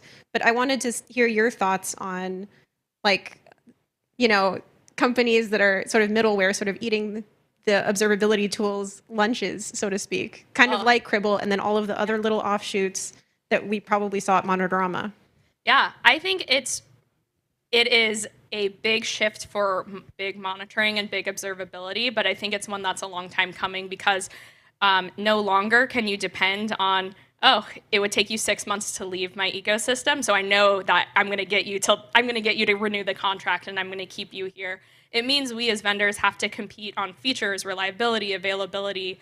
I think it's for the best, and I do think the more you push vendors to support OTel, truly support the whole way so you can bring your own collector, the better. There are varying shades of support within the competitors, but I think it's overall a net win for the industry. And you know, I like to have some choices, so it's not the worst thing in the world that we've got a lot of options out there for folks, and the best ones will rise up. I have to think about that some more. Hi, Paige. I've read a couple of incident reports of companies, including mine, that have had some adventures in implementing instrumentation where the process of adding the telemetry to a code base either causes crashes right away or gets overwhelmed in short amounts of time by traffic or whatnot. Can you speak to like maturity of that process of how people are figuring out how to do this? Because you know, big systems are hard to instrument. Big systems behave differently than you think that they actually do. Like, how are people going to cope with that complexity? Yeah, there's, I recently saw, I wish I could remember the name of it, it's a really nice browser-based tool for testing your OpenTelemetry collector configs, and it's sort of a way to validate the changes you're making at least at the central config level, that they're going to pan out. I think we see this a lot. I mean, I had just read a story where a developer added a metric and it caused a $30,000 increase in their next month's bill, and they had no visibility into that until the bill arrived, and that's like terrifying, especially for a small org, but even for a big org. I think the mistakes that I see are people turning to auto instrumentation and being like, that's step one, auto instrument, and then we'll go in and manually add what we need. But they never take the time to say, well, what is this auto instrumentation emitting? Do I even need all of these metrics or the logs at this level, or even tracing? Tracing can be expensive. There are lots of ways that you can bring that cost down, but if you can really have the conversation about what do we need to understand our systems, what are the problems that we need, like what are we providing, how do we know it's broken, and what signals would we look at? If you have that conversation before even diving into a vendor or a tool or an ecosystem, talking to the people at your company about that, that's your North Star as you instrument. And I think you just got to be careful. Instrumenting as you go, test locally as much as possible, but really look at the defaults that are coming out of systems and find a tool that helps you understand both the metadata you're adding, how much the metadata is costing you computationally and financially, as well as the actual signals themselves. But there's no easy answer, sorry. Okay, we have time for one last question. If not, thank you, Paige. All right, 5 minutes break.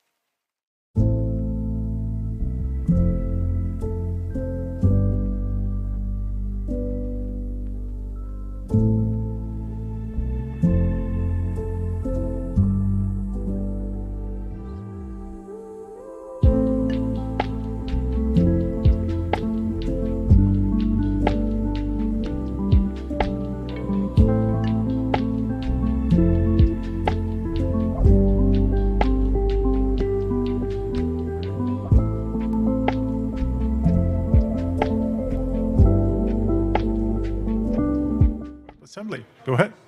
Okay, awesome. Super excited to be here, everybody. Today, as you can see here, we're going to be talking about what actually is WebAssembly, and we're really going to be doing a deep dive kind of into the guts and internals of WebAssembly. So I'm really excited to talk to everybody here. A little bit about myself. My name's Caleb Shep. I'm a software engineer at a startup called Fermyon. Fermyon's been around for about 2 years, and I've been there for about a year myself.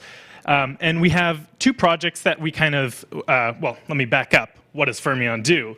Fermyon actually works to help build serverless applications using WebAssembly, and we have two projects that we primarily use to do that.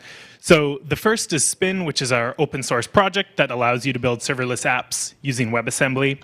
And then the second is Fermyon Cloud, which is our opinionated solution for hosting those WebAssembly apps. I spend most of my time working on the Fermyon Cloud, and so that's kind of my background here.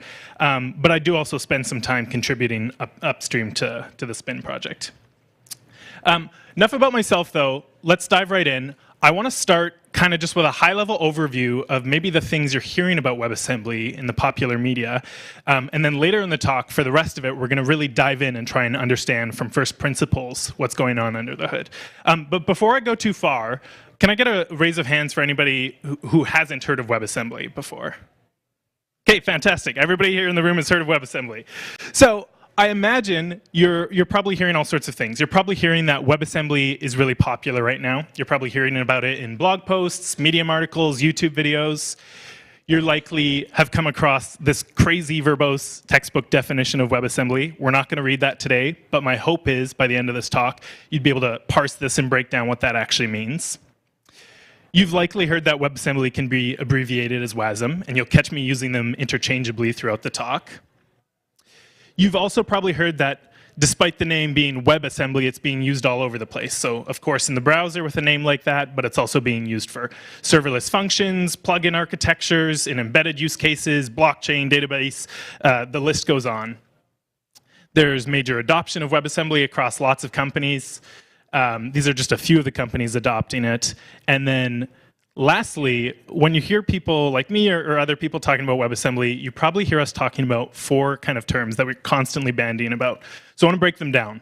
The first one is people are always talking about the security of WebAssembly, how it's a sandboxed execution environment. We're going to talk in a bit about what that actually looks like in practice. Secondly, people are always talking about the performance of WebAssembly, how it offers near-native execution speed. Third, people say WebAssembly is polyglot. What does that mean? Poly, many, glot languages. It means you can work in multiple different programming languages to target WebAssembly. And then fourth, people are always talking about the portability that WebAssembly gives you. Not just cross-platform portability, so different operating systems or domains and use cases, but also cross-architecture, so x86, ARM, RISC-V, things like that. So this is what we're hearing about WebAssembly in the media, what, you know, the kind of the hype cycle of WebAssembly. But what's actually going on under the hood? That's what I want to talk about here. That's what the rest of the presentation is, breaking that open. But just before we do that, I think this is a really important slide. I can spend the next 25 minutes teaching you guys what a bytecode is and talking about this and that, but I think if we don't tie it back to these kind of four properties that we're really excited about, it's all kind of meaningless. So with the help of some very cheesy animations, I admit they're cheesy, but spin effects are fun. Anytime you see one of these stamps flying onto the screen, I'm going to be calling back to one of these things and kind of tying the underlying concept to one of these things we care about. Okay, so at the most basic level, what is WebAssembly? WebAssembly is just another bytecode format. If anybody in here has worked with Java before, then you're probably familiar with that. So if you have your Java program, you want to run it, you don't directly compile it to machine code that you can execute. You compile it to this intermediate Java bytecode, and then that Java bytecode can then be executed by the Java virtual machine. Now, of course, this Java virtual machine can be made to run on different architectures, ARM, x86. WebAssembly follows kind of this exact architecture. So with WebAssembly, you take your program, you compile it to an intermediate form, WebAssembly or WASM bytecode in this case, and then you use a WebAssembly runtime to actually execute that WebAssembly. Again, same story where that runtime can run on different architectures. Now, there's two things I immediately want to point out about this kind of architecture, things we get out of the box. The first is that we get this kind of polyglot programming out of the box, inherent to the design that you can take any program in a language that supports WebAssembly and compile to this single intermediate format. Java, of course, kind of started this story of polyglot programming. You can take Java and Scala and Kotlin and things like that to compile to Java bytecode. But WebAssembly really kind of opens up the breadth of that, the amount of language support. Second thing I want to highlight here is the portability, specifically the cross-architecture portability we get out of the box. So just by being able to compile to a single intermediate format and then just have a few different runtimes that work on all the different architectures, we're getting that portability out of the box. Again, this story of like write once, run anywhere was kind of started by Java, but is in some ways continued by WebAssembly. Now, the rest of the talk is going to be talking about the three parts here. How do we get our code into WebAssembly? What does WebAssembly actually look like, that bytecode? And then how do you execute that WebAssembly? But where I want to start is in the middle with that WebAssembly bytecode. So a single file, a single discrete unit of WebAssembly bytecode is considered a WASM module. That's what we call it. And so this is the heart of it all, and we're going to really crack that open. So there's two representations to a WebAssembly module. The first representation is the binary format. On disk, it's got the extension .wasm. And this is what you're going to be seeing in the wild. If you're cracking open a website and they're using WebAssembly or for Fermion serverless functions, things like that, you're going to be seeing the WASM file because it's the most compact representation. I don't know about you guys. I have not yet developed the capability to look at bytes and understand what they mean. So thankfully, they gave us another format called the text format. And this is a completely equivalent format that represents the same module, but in a textual form that you can kind of parse as a human. In practice, people aren't writing WebAssembly modules by hand. That'd be terrible work, and I would never want to do that. But it's useful for learning, and it's also useful for the compiler engineers targeting WebAssembly for debugging. Just as a note, the extension for a text version WebAssembly module would be WAT, so WebAssembly text. Okay, just kind of a brief aside. The text format uses something called S-expressions. If you've ever worked with Lisp or something like that, you're familiar with this concept, but it can be a little scary if you haven't. Put really simply, all that S-expressions are is a way to represent a hierarchical kind of tree-like data in a textual form. So on the left here, we have a WebAssembly module, and on the right, we have the tree that is produced by that module. So a module has functions, and functions have names and parameters have names and types. And then that is being represented using these S-expressions where the first word is the root, and then you have children as subsequent items in that list, surrounded by parentheses. Enough about S-expressions, though. Let's dive in and understand what a WASM module looks like. So building up from the foundation, this is the simplest thing that would compile as a WebAssembly module, just module. And that's my talk. Thanks for coming, everybody. No, just kidding.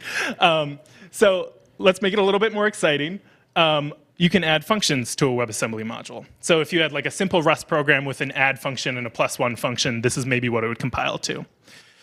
Let's understand a bit about the shape of that, what they look like. We've got an add function here. It takes in a left-hand side and a right-hand side parameter, returns a result. All of the types here are i32, so 32-bit integers. And it has 3 instructions, which I'll break down in a little bit here. Then on line 6, we have a +1 function, takes in a parameter x and adds 1 to that value and returns that, again, 32-bit integers. And you'll note on line 9, we're calling that function we've defined above, so we can have dependencies between these functions we're defining. Here's what this looks like diagrammatically. We've got our WASM module. It's got the 2 functions in it. There's a dependency between them. And you'll notice it's living in that green box. And the green box is the runtime. So the runtime is what actually executes that WebAssembly module. Now, you're also going to notice that there's this host guest terminology. And when I first came into the WebAssembly ecosystem, I was constantly seeing host and guest terminology all over the place. And it really confused me. So I want to take a little bit of time to just break it down and simplify it. The first point I want to get across is that when you see host, you should just think runtime. Just replace the word in your head. And when you see guest, you should think the WebAssembly module. It's really as simple as that it's just kind of this mapping. And the second thing I want to share is kind of a helpful analogy, I think, to understand why we use this host guest terminology. So imagine that this host runtime is like a hotel. and then the guest WASM modules are like the guests coming to that hotel. So when a guest comes to a hotel, they get access to their room, and maybe they get access to the pool and the buffet and maybe the gym, but the guest doesn't get access to other guests' rooms. The guest doesn't get access to the back of the kitchen or things like that. And so the host-guest terminology sort of speaks to this, the guest being not necessarily fully trusted, whereas the host is a fully trusted environment. Okay, so I said I was going to talk about the instructions of that add function. And to talk about that, what we need to understand is that WebAssembly is encoded for a stack-based virtual machine. That can sound a little complex, a little computer sciencey, bring you back to maybe your university days. But it's pretty simple, and we'll walk through an example here. So let's imagine we're calling the add function with the parameters 4 and 3. We've got our 3 instructions here. So the first one's going to run, which is local.get left-hand side.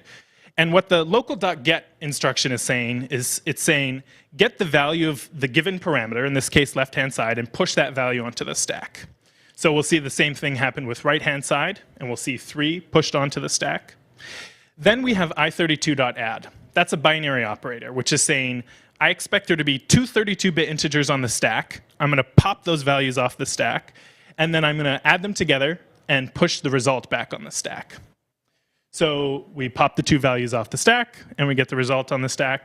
And then finally, given the signature of this function here, 32-bit integer result, we expect by the completion of this function that there should be 1 32-bit integer, in this case 7, left on the stack, and that's what's returned. Now, of course, this is kind of a contrived, simple example of what a stack machine looks like, but I think it nicely illustrates how all of the instructions you would find in a WebAssembly module are defined as pushing and popping values off the stack. Now, I want to do a brief aside on the performance of WebAssembly. So if you were, as a fun little side project to build a WASM runtime that executes the instructions by strictly just emulating the stack machine, by pushing values onto it and popping values off of it, that would not actually be a very efficient WASM runtime, and we wouldn't get that kind of near-native execution speed that we expect out of WebAssembly. So in practice, what production-level runtimes are doing is they're transpiling this internal stack-based representation into some intermediate form that they prefer, and then JIT compiling that, generating machine code on the fly, which is much quicker and where we get the kind of performance we talk about in WebAssembly. Awesome. So we've got a WASM module. It's got some functions in it. It's being executed in a runtime, but we can't do anything with it. It's this black box, and you can't touch it. Thankfully, WebAssembly gives us ways to export functionality. So we've got this add function we've been working through to understand. And on line 6, we can see an export clause, which is saying export to the name WASM-add the internal function we've defined add. So export it with the name WASM-add. Here's this in a diagram. Again, our WASM module, and we're exporting that function as WASM-add, which then can be invoked by somebody using that runtime. This is how we expose the functionality out of our WebAssembly modules. WebAssembly also gives us the ability to import functionality. And I think it's important to stop for a second and ask ourselves, why would we care to import functionality? And the short answer to that is because all you can do in a WebAssembly module is really basic computation. You can add and multiply and subtract numbers, you can do conditionals, loops, jump around in functions, but you can't talk over the network, or read or write files to the disk, or access environment variables, or anything like that. But you can import in functionality that lets you do those things. So in this example, we're importing in a function from the console log namespace called print internally, and print takes in an integer and we'll print that to the console. Then we define our own function called print number that pushes X onto the stack and calls that print function we've imported. And so basically we're just printing whatever you pass to X. Here's what this looks like in a diagram. Got the module. We're getting a function supplied by the user to the host runtime that we're importing in, and that's how we're printing out to the console.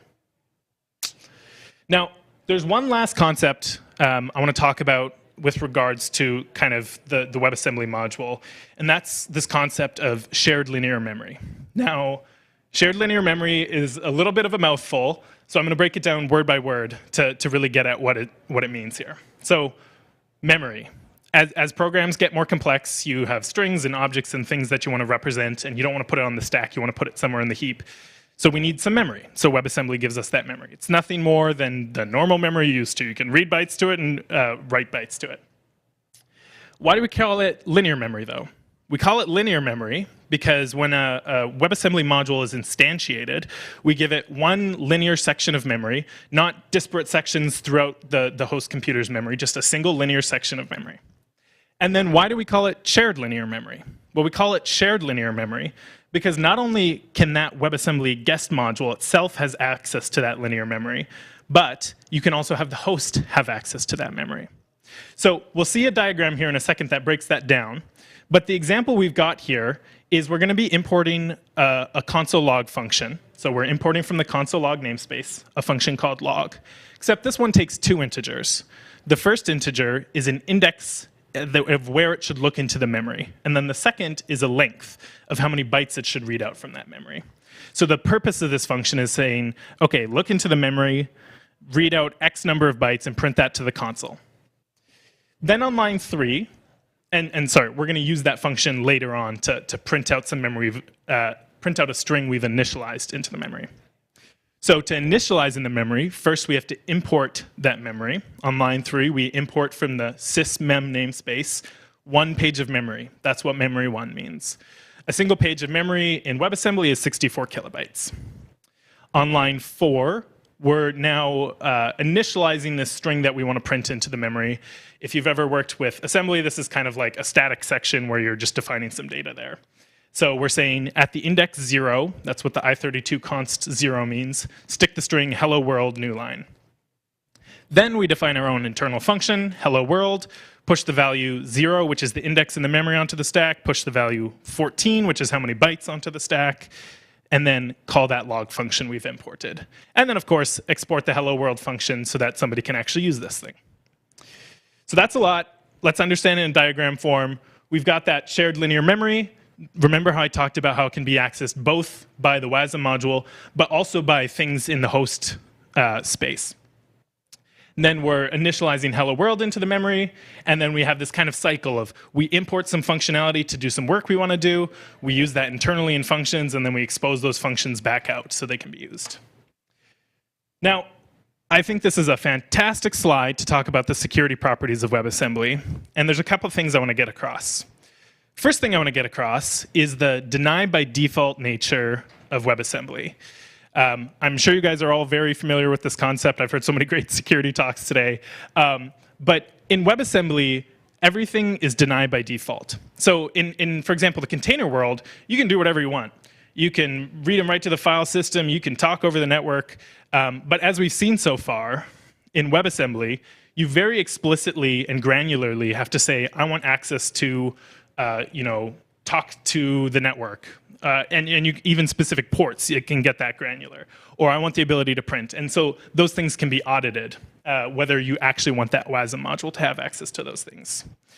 And secondly, this is where the whole kind of sandboxed execution environment comes in. So if you remember that kind of whole like hotel guest analogy, you can also use, I guess, kind of like a kid playing in a sandbox analogy, where this guest WASM module is like a kid playing in the sandbox, and that could be untrusted code if you're running a plugin in a browser or you're running a serverless function. And you don't know what that WASM module is going to do. But because of the guarantees built into the WebAssembly specification, we can be confident that when it's executing this WASM module, it's only going to use the things that it's explicitly imported. It's only going to be able to access that region of linear memory, and it's never going to be able to break out of that memory and do a memory overflow attack on the underlying system.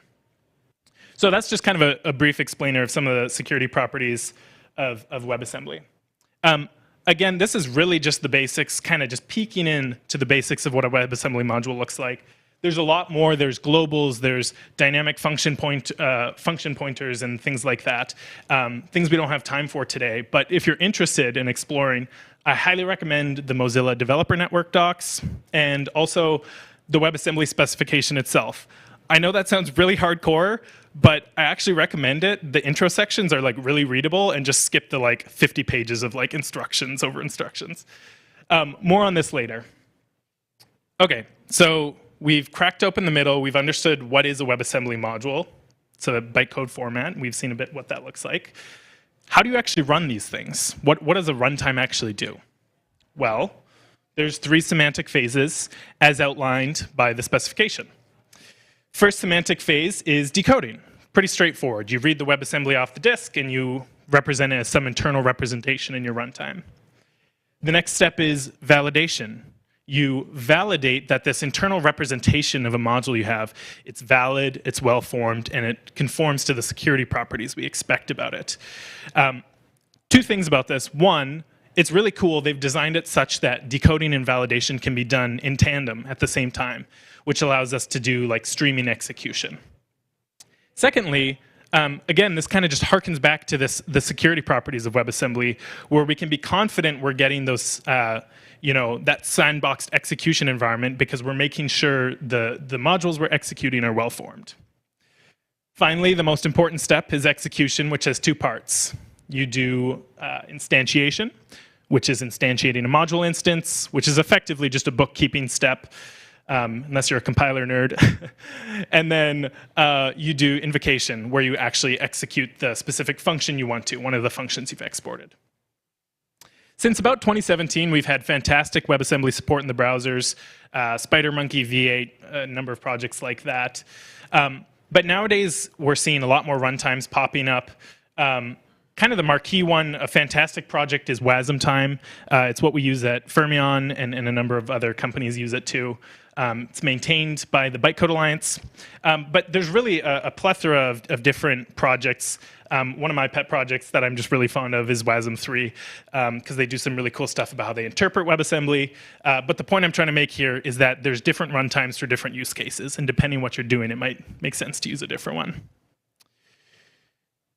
Again, just kind of hearkening back to this cross-system architecture that you get, cross-system portability that you get out of WebAssembly. Now, what does it look like to compile your code to WebAssembly? What's that story look like? Well, for compiled languages, it's a reasonably straightforward story. If your language supports WebAssembly, you flip the right configuration bits and you use WebAssembly as your target instead of x86 or ARM or whatever like that. Rust has some of the best WebAssembly support out there. Great place to get started with that. It's what we use at Fermyon for a lot of things. C and C++ also have pretty good support through projects like Mscripton, LLVM, and Zig even can compile C to WebAssembly. What I think is a more interesting part of the story, though, is interpreted languages, because they're a little more tricky to get into WebAssembly. The reason they're more tricky to get into WebAssembly is because you can't just directly compile, for example, Python to WebAssembly, just like you couldn't directly compile Python to x86 or something like that and run it on your machine. You wouldn't know a priori what you're supposed to compile to. So what do you do to get something like Python running on WebAssembly? What you do is you take the whole Python interpreter and you spend a really long time figuring out how to get CPython to compile to WebAssembly. And then you have this massive WebAssembly module with an interpret function that you've exported. And then when you want to run your Python program, you pass that Python program as an input to that function that you're invoking on that module. And you run the Python source code through the interpreter running on the runtime. So it's kind of a crazy way to do it, but I think it really succinctly points to this kind of polyglot story that we get out of WebAssembly, where even languages that are interpreted and dynamic and have such different preconditions than things like C or C++ or Rust can even run on WebAssembly. Here's just a quick excerpt of the WebAssembly support matrix from Fermyon.com. As you can see, support's great across a number of languages, and it's only getting better over time. And that brings us to the end of our talk. I just want to very quickly kind of go over 2 different things, directions you can go in if you're interested in playing around with WebAssembly more, learning about it more.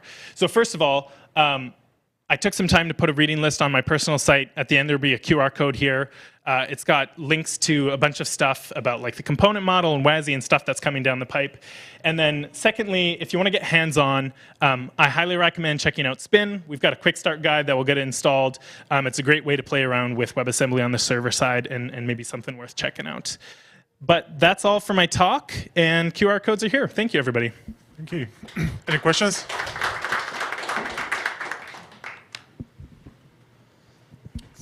Hey, great talk, thanks. 2 questions very quickly. One, I think you didn't mention WASI. So if I understand correctly, is it like when the host gives access to memory to the guest? This is what WASI defines, how this looks like? And the second question quickly, what's with the logo? Why does it look like Washington State? Do you know why? Wait, what looks like Washington? What looks like Washington? The logo of the WebAssembly. WA. To answer your second question, I have no clue. Maybe Ralph in the back knows. That's a great question. To answer your first question for WASI, so I kind of alluded to WASI. WASI stands for WebAssembly System Interface, I believe. It doesn't have anything to do with like how the memory, the shared linear memory is handed to a module. Think of WASI as kind of, so remember in the examples how we were importing a console log function so you can print? Think of WASI as like a standardized way to get things like the ability to print or talk to the network or read or write files or do even kind of more high-level cloud operations like talk to a queue. A standardized way of having those things available to your module. It's less to do with the memory allocation. But Ralph has something to add, and I highly recommend checking out the reading list. I link to blogs explaining much better than I do WASI. Actually, that's a pretty good explanation. I'm Ralph. Logo first.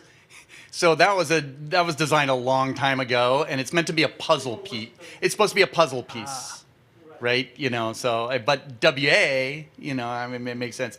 No, that was a really good explanation of WASI. The way I think about it is a standard for defining imports and exports.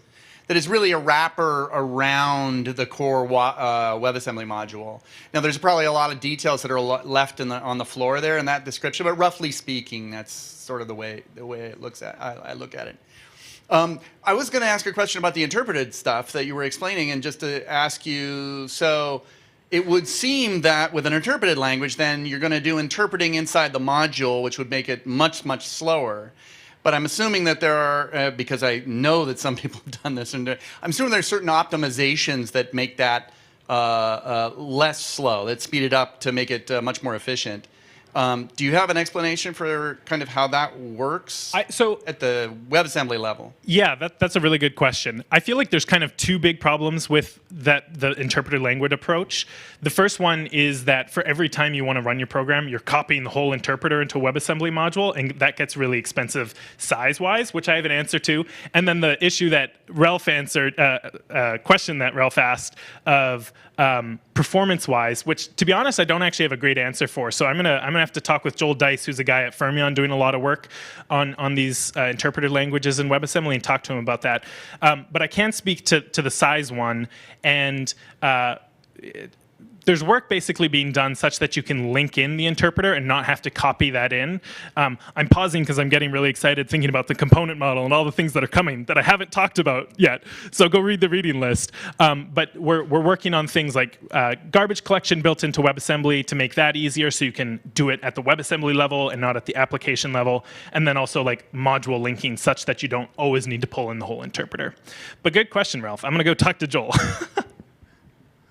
Any more questions? We have 1 more minute. Okay.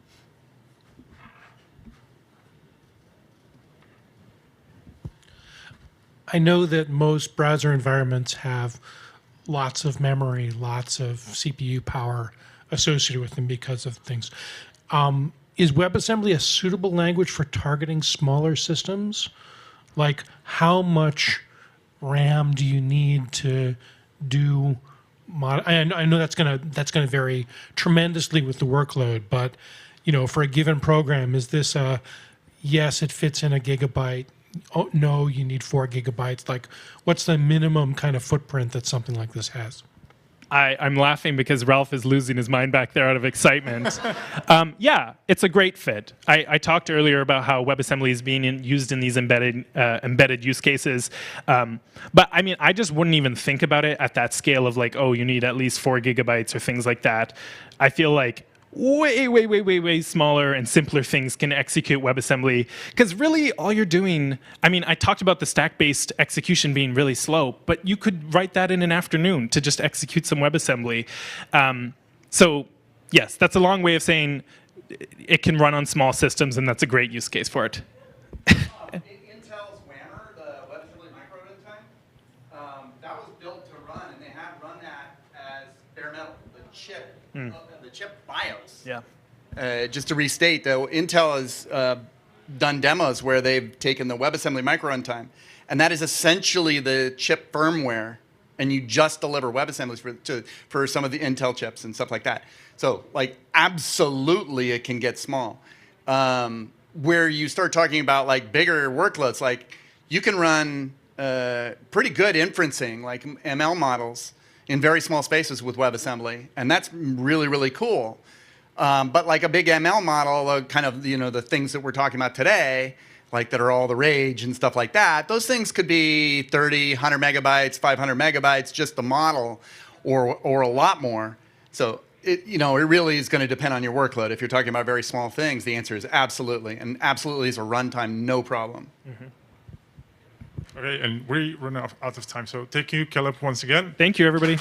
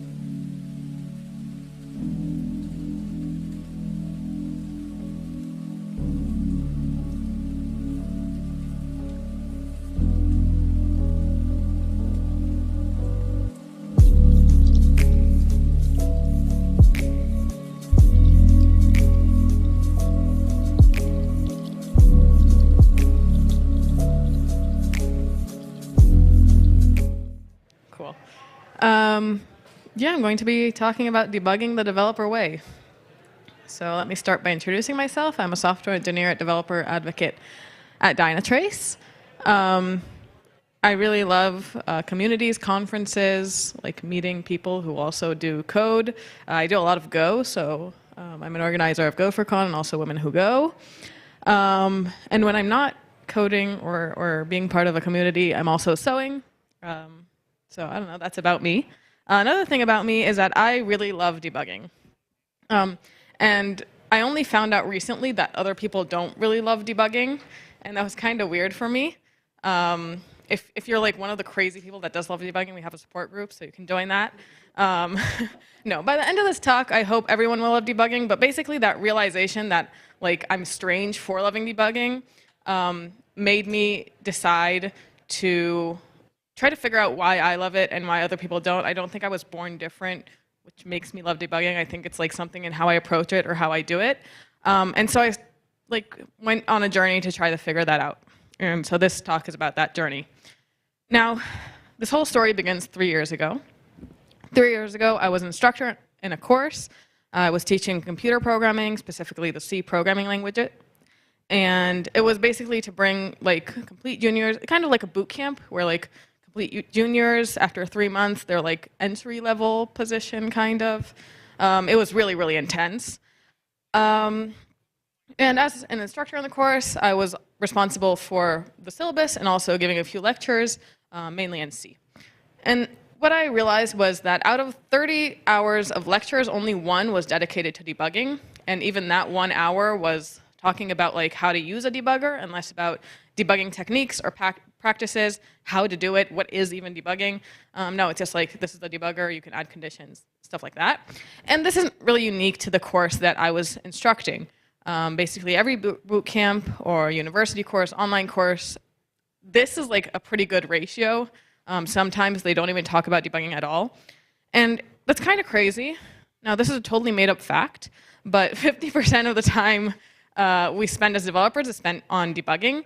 I'm saying it's made up because I tried to research it. A lot of like sites told me it was like 80% or 90%, but none of those seem reliable since no one could agree on a number. So I say it's at least 50%, and that's pretty like it's a pretty rational number, right? I mean, even when we're developing new features and not like explicitly debugging a bug, we're still going back and debugging and when we develop something a little bit wrong or just when we want to make sure that we did something the right way. So we spend a lot of time debugging, and this like disproportionate amount of time we spent debugging and teaching debugging is really, really weird. And when I think about why I think these are like the main reasons for that. Now, the first is that we don't know how. We don't have this like one-size-fits-all solution for debugging, right? It's not like do this, comment out that code, it'll always work. We don't know. So we just kind of avoid it and stick to the things we do know, right? If I teach you how to write a for loop, it's going to work every single time. It's consistent. That's how code is. That's what we like as developers. And when we don't know something, we try to avoid it. The second reason we don't teach debugging that much is because it's based on intuition. Not only debugging intuition in general, like the longer you're a developer, the better debugger you're going to be, but also for the specific code base. If you know it well, if you've debugged it a lot, you'll be better at debugging it the next time. The third point is that it's just not fun. It's not fun, not only like is debugging considered not fun in general, but also it's not fun to admit that we've made a mistake. It's not fun to admit that we need to stop and look at our code as if we don't know what's going on there. It's just not fun, so why not avoid it? The last reason is that simple code equals simple bugs. And when we're just learning to code, we're learning on simple code bases. We're not writing thousands of lines of code. These aren't huge applications that like tons of people are working on. And when that's the situation, we have simple bugs. And so we never even get that experience of trying to debug a complex situation when we're just learning to code. Now I want to share my take on these 4 reasons and why I think, like why these reasons actually led me to writing this talk and wanting to talk about it. I don't know how to debug. This is not like I'm going to talk about a technique. That's the reason I'm here. But I'm not going to give you a solution that will always work. My technique that I'm going to show you is specifically for big bugs, first of all, for like the bugs that take weeks or months. And then other bugs, you'll kind of have to find your own way through that. The second thing is that debugging still needs intuition. I can't teach you intuition, but I do know that when we debug intentionally, and a lot of what I'm going to be talking about is like steps to debugging. And then once we're thinking about the steps, once we're taking those steps, we're debugging with so much more intention and we're noticing what we're doing. And then the next time we have a bug, we're going to be able to reflect back and say, hey, this is what I did last time. This is what worked. This is what didn't. And that's going to give us better intuition. I do think debugging is fun. I think I've already established that. But also I think it's a matter of mindset. We're taught that debugging isn't fun, or we're not taught debugging, and so we assume it isn't fun. And if we just approach it a little differently, if we kind of like fake it till you make it, I believe we can make it fun. Even more than that, a lot of being a developer is being a problem solver, and we love solving problems. We love, like, I don't know, design and architecture, and what's the correct way to do this or the correct way to do that. And like debugging a bug is that same thing, right? Finding a problem and solving it. And if we come with that approach, we're going to love debugging. Like, if we think about it practically, like kind of detach all emotion from it, developers are supposed to love debugging. It's just another form of problem solving. And as for the last point, we're not just learning to code, and so I'm not going to be talking about simple bugs. This is a technique for larger bugs. Great. So let's talk about what happens when we have a bug. So the flow of finding, solving a bug is, first of all, we have some sort of unexpected behavior. Something goes wrong. We try to figure out what's happening, why it's happening, where it's happening, and once we figure that out, we can fix it. Now, unexpected behavior does not mean necessarily that we have a bug. For instance, one thing that could happen is just incorrect use of our app. Now, this may still be an issue, right? For example, a UI UX issue. It may be a bad response. For instance, if a user clicks "don't click me," we still don't want to crash their whole computer. Like, it's not, like, it might not be a bug per se, but it's still not good, unexpected behavior. Maybe something went terribly wrong. I'm guessing most of you know this screen. Now, if you see the screen, it does not necessarily mean you have a bug in your code. Sometimes it's just the system is a little whack and things happen. Now, another unexpected behavior type thing is integration issues. If we have two programs communicating with each other, both programs can be completely right or correct or do what they're supposed to do, but they just have communication issues, right? And so we have to work it out through communication. And lastly, the last type of unexpected behavior is when expectation does not meet reality. And that's what I like to call a bug. When we think something is going to happen and something else happens, that's when we need to figure out why it's happening and how we can solve it. So once we've kind of categorized that we are, in fact, looking at a bug, we get to the why, what, where. So that can be staring at the code, right? Just literally staring at the code. Reading all the logs, trying to reproduce, running through each line of code, just the things that we do as we're debugging. Maybe you have more techniques. And then we fix it. We find a way to fix, right? This is the easy step considered, right? Once we've found where the bug is, we find a way to fix, we write the code, maybe we add a test because we want to make sure it won't regress in the future. And that's about it. But I like to think of this as a research-based flow. Now, the reason for that is that this whole flow is kind of looking at our code as if it's this mystery, as if we're not the ones that wrote it. And we are the ones that wrote this code. This is not a debugging technique for code you didn't write, by the way. So our code, we're kind of thinking, oh, our code is such a mystery. What's happening? How is this happening? No, we know exactly what's happening in our code. We know exactly what's supposed to happen. We know the lines of code that we wrote. The second part that makes this a research-based flow is that we didn't plan out our debugging process. We just kind of dove into it. We kind of thought like, okay, I see this is the bug. Where could it possibly be? Probably in this area, probably in that area. And then just kind of started debugging. And the last part of this research-based flow is that we're guessing randomly. We're not making educated assumptions. We're kind of just like, okay, it's probably there. Wait, no, maybe it's there. Wait, I see something a little suspicious over there. I'll probably go over there. This might include print debugging. I don't have anything against print debugging personally, but sometimes print debugging can mean you're not doing right. You're not debugging correctly. It can mean that you kind of just started and didn't think it out, and maybe if you stop, like it could be a good solution, especially when you're like debugging race conditions and stuff like that. But in general, print debugging, if you didn't plan on print debugging, it might be a good opportunity to say, wait, maybe there's a better way to do this. Now, I suggest something else. I suggest approach debugging like writing a feature. And what that basically means is that the most annoying part about debugging is the uncertainty. As I said, debugging isn't fun. And the reason it isn't fun is because it's stressful. We don't know what's happening. This is the code that we wrote, but how it's not doing what we told it to do. We don't know where to look. We don't know what to do. We don't know how to debug. And once we take out that uncertainty and add a lot more certainty, it becomes a much less stressful situation. Now, this technique that I'm going to talk about isn't about taking all the uncertainty out. I can't just tell you where the bug is and how to solve it, but it is about planning each step of the way so that you're certain about what you need to be doing at this specific moment in time. And so instead of being stuck and staring at your code, you know what you're supposed to be doing and you know how to progress in the debugging process.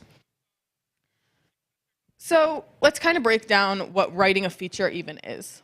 It starts with specification, goes on to planning, and then executing.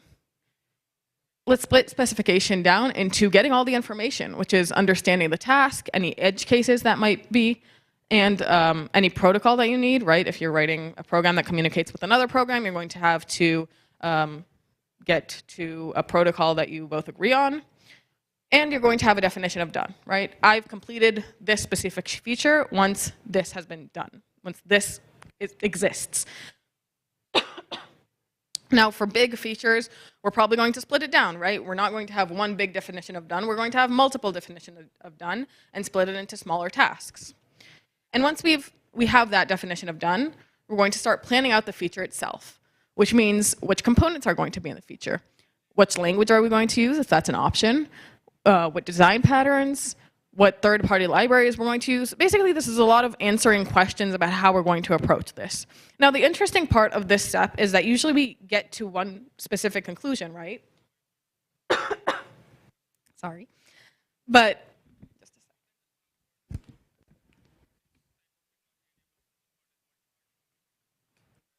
So usually we get to one specific conclusion, right? At the end, we're going to have one or like X design patterns we're going to use, but it's not going to be an open-ended question.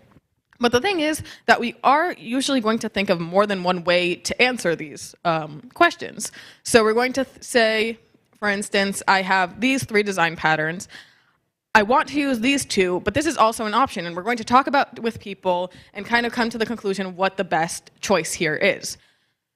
Now, why it's interesting is that later on, if we find out that we didn't get to the correct conclusion here, we'll go back and we'll fix that, right? If we decided not to use a design pattern and then later on we're like, wait, that would have been really good, we'll just go back and say, okay, we're going to use that design pattern. So this is kind of an iterative process over this specific step. A big part of planning is deadlines. We're going to have multiple deadlines usually if it's like split into smaller tasks. And the interesting question is, what if I miss the deadline? Because having deadlines is easy, but what happens if I miss it? And in my personal opinion, missing a deadline means it's time to reflect. It's time to reflect, like, the thing could be we just didn't give it enough time, right? Maybe the deadline was just too short.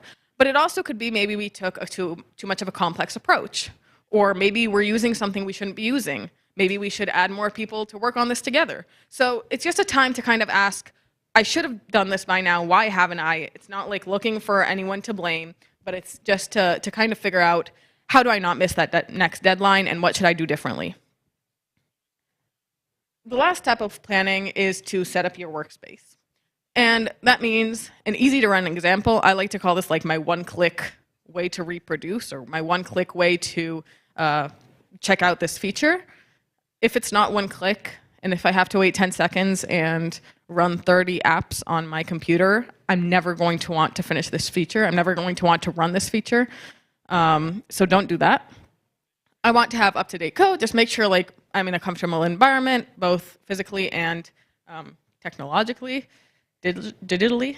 And once I've done that, it's time to execute. And execute is pretty easy, right? We try to develop in iterations. I don't know about you guys. I'm not always the best with developing in iterations, but like when I say what we should do, then we should develop in iterations. And we document as we code. Even if you think you don't document as you code, you probably do, even if it's just like a small document while you're writing, like inside the code. It's important because then when you go back, you know what you've done. Great. So we've written a feature, right? We've done all these steps, and we've created a feature. Admittedly, this is like, for smaller features, I don't do all of this. This is like the most extreme, the most verbose way to do it. But I think it's important because later on we can kind of take out the steps that we don't really need. And I want to do the same exact thing when debugging a bug. So specification, planning, and executing. Specification. As with the feature, the first step is to get all the information. Is it even a bug? So sure, our user got an error, but does that mean we really do have a bug that we need to sit and debug? Is it happening consistently? Is it happening a lot? Is it happening more than once? These are all questions we need to ask and make sure we know before we start just debugging and trying to figure out what's going on. We're going to get logs, traces, metrics, anything we can from our app that's running. And we're going to try to figure out what environment it was running on, if that's like which browser or which operating system, just getting all the information that we can before we actually start doing anything like actively to debug this bug. Once again, we want a definition of done. And a definition of done is interesting because if we can reproduce the bug, that's easy, right? We say, okay, we reproduced the bug. Once I no longer have this bug, I'm done. But we don't always have reproduction, and we're going to have to find a different way to be able to say, I know I fixed that bug. And that's kind of annoying. I don't really have an answer for how to do that, but we have to do that before we start debugging. And I'm probably not the only one who's guilty of not always doing that. Like sometimes you just like, okay, I get an error, I'm right into it, I'm debugging, I'm doing all the things, and like I find something and I fix it, but then I'm not even sure that I fixed the correct thing. Like, was this even a bug? So it's important to do that first of all. And once we've specified we have a bug, we know what it means to fix it, we're going to design. And when we were designing a feature, we were designing like the components and the code itself, but here we're going to design the process of debugging. And I like to ask myself, if I wanted to purposefully create this bug, how would I do that? And what that means is that I'm not asking, like, where in my code could it be? It kind of sounds similar, but it's not. I'm not asking where in my code it could be. I'm not asking what the hell's going on in my code. No, I'm saying, if I know my code, that's where I'm standing right now. That's what I know. I know my code. I know how it's supposed to work and what the flow is supposed to be. If I purposely wanted to make it do what it's doing, where would I add code? What would I change? What would I make different? And the funny thing is that like the first few answers I always have are really, really stupid. Sometimes they're just like, I would just delete this whole module. I would just like enter something wrong. But like I can pretty easily cross those off, and it doesn't take much like time or effort on my part to reach those conclusions. And so doing that really helps me map out the possibilities.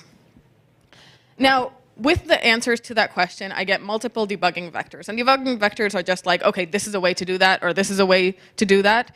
And I take those debugging vectors, or I take the most probable debugging vectors, and then I split them into practical milestones. A practical milestone is, I can answer this question, yes or no. Okay? I know that this part of the code does this as expected. And while debugging vector is take a look at this part of the code, a practical milestone is going to be this code does X or Y. Okay, so we know what the code is doing, and practical milestone is practical. Now, this really helps in the next step, which is deadlines. See, I always had a problem where I didn't know how to set a deadline for debugging. I was just like, this is a problem in my code. I don't know where the problem is. I obviously don't know how much time it's going to take to find it. But once I get these like practical milestones, it's pretty easy for me to map out, okay, to check if this specific thing is working is going to take this much time. I know how to do that. It's going to be easy. And so I can give a deadline. And once again, the big question is, what if I miss the deadline? And it could be, I'm doing the wrong thing, I'm debugging the wrong way, I'm looking at the wrong part of the code. And it could mean that it could mean that this debugging vector is too complex and another debugging vector would give me more efficient results. Set up your workspace is basically the same, but I can't emphasize enough how much an easy to run example is important. Usually when we write a feature, it comes pretty naturally to do that, but when we're debugging a bug, once we get reproduction, we want to start working on it. But I really encourage you to take those extra 5, 10, 30 minutes and create a reproducible one-click solution, because that's going to make the whole process much less tedious. If you don't like debugging, having to wait 10 seconds each time to figure out if you've fixed the bug or not is going to make it even more annoying. So this is so important to make it a much more fun experience. We're going to make sure we're on the relevant code version and the relevant environment. And once again, we want a comfortable environment. And so once we've done that, we have practical milestones, right? We know exactly what we're supposed to be doing at every single point in time. And we're going to start executing. So we're going to use the right tools. That's the first part of executing. Make sure, it can be print debugging. I do support print debugging. But sometimes print debugging isn't enough, and we need to be using a debugger. We might need to even choose between debuggers, depends on which language you use. You might have a debugger that goes into more specificity, but is also harder to use. And maybe we don't even need a debugger, but you need a profiler. You need to realize where all your memory is going or why your CPU consumption is so high. So choose the right tool. Debugging iterations. This is the debugging take on development iterations. This is taking those practical milestones and using them. This is making sure you're making progress. Even with practical milestones, at some point you can be kind of stuck staring at your code. And staring at your code isn't bad. Staring at your code to make sure it's doing what you think it's doing is good. But you need to make sure that you're actually either knocking down possible debugging vectors, saying, okay, this isn't this, I thought it could be, but it isn't. Or you're actually getting closer to the bug. Because if you're not doing either of those, maybe you should just go back to that planning stage and plan it out differently.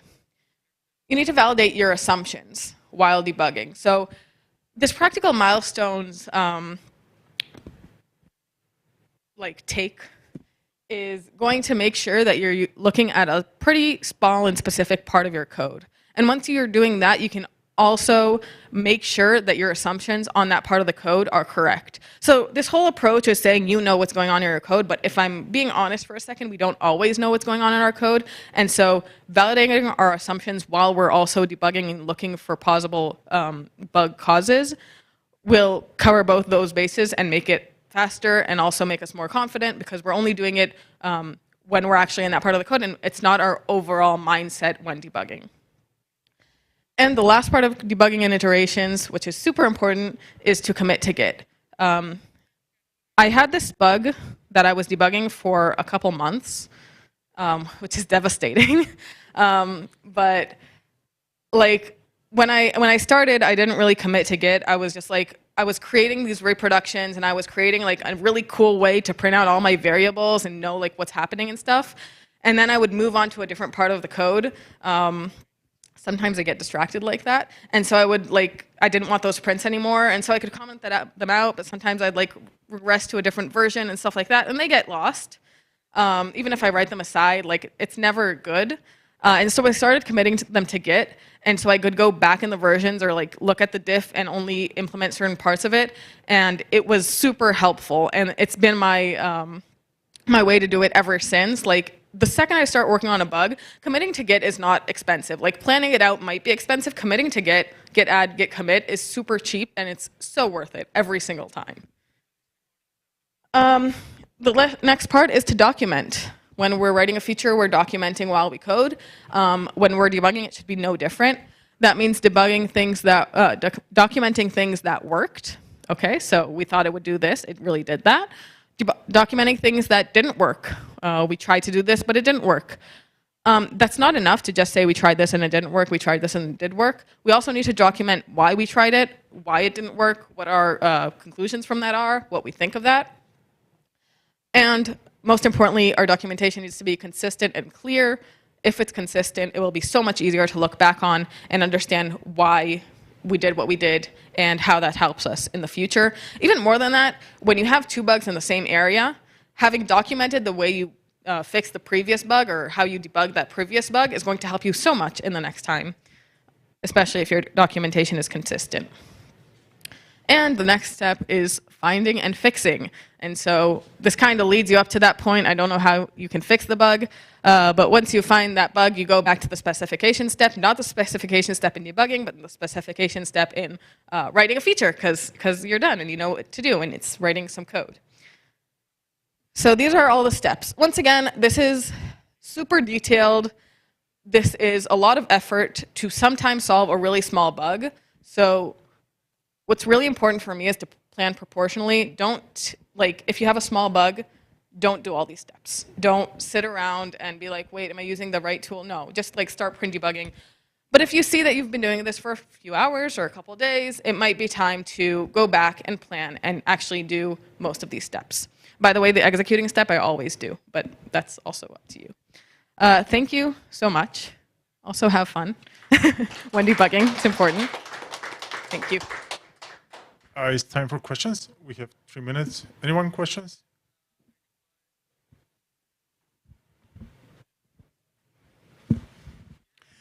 Thanks for the talk. One of the problems I've had with debugging things in the past is getting a reproducible result where the bug is intermittent, where the bug happens on my machine that is sometimes a rare machine that the developer doesn't have access to. Do you have any suggestions specifically to the reproduction step? Because like usually once you've found something, people will go after it, but until you can prove that it's actually happening over and over again, it's harder to get support for that.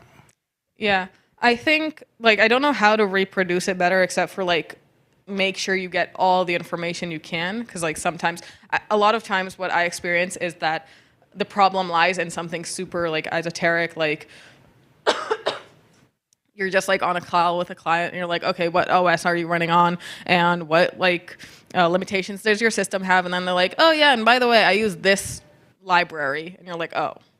And so sometimes it's those small things. And when you can't reproduce, I think using observability platforms is the best way, because it's just going to help you. If the client can reproduce it, the customer can reproduce it, then it's going to help you see what's happening in their execution.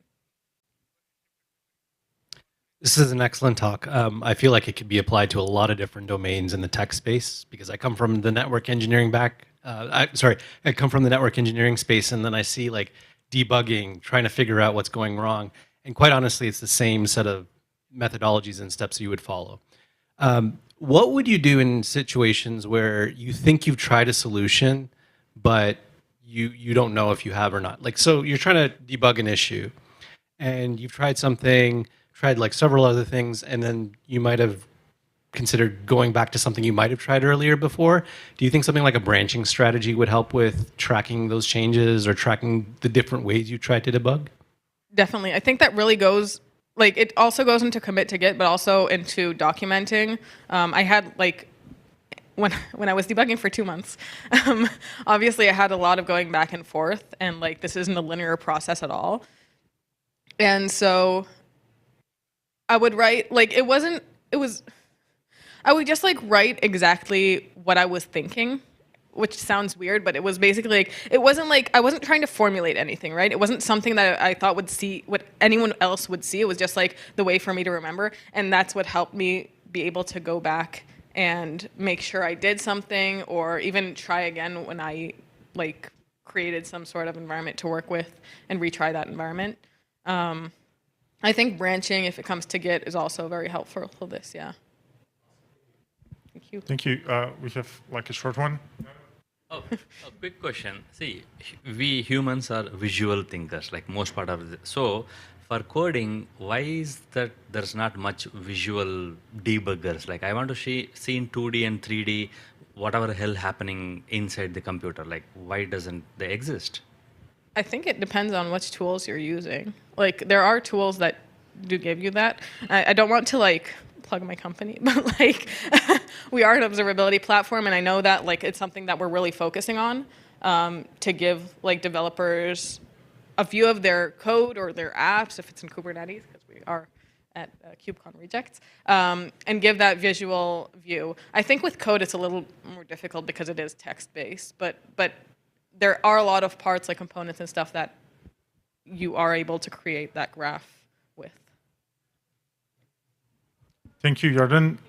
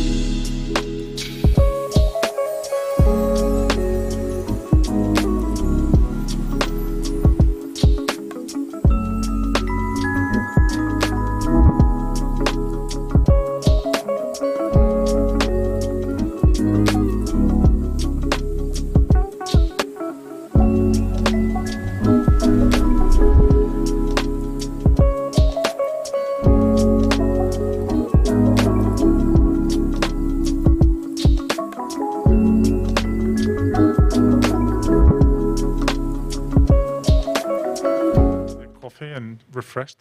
Next one is Atul, and he's going to talk about service meshes. So take it away. Thank you.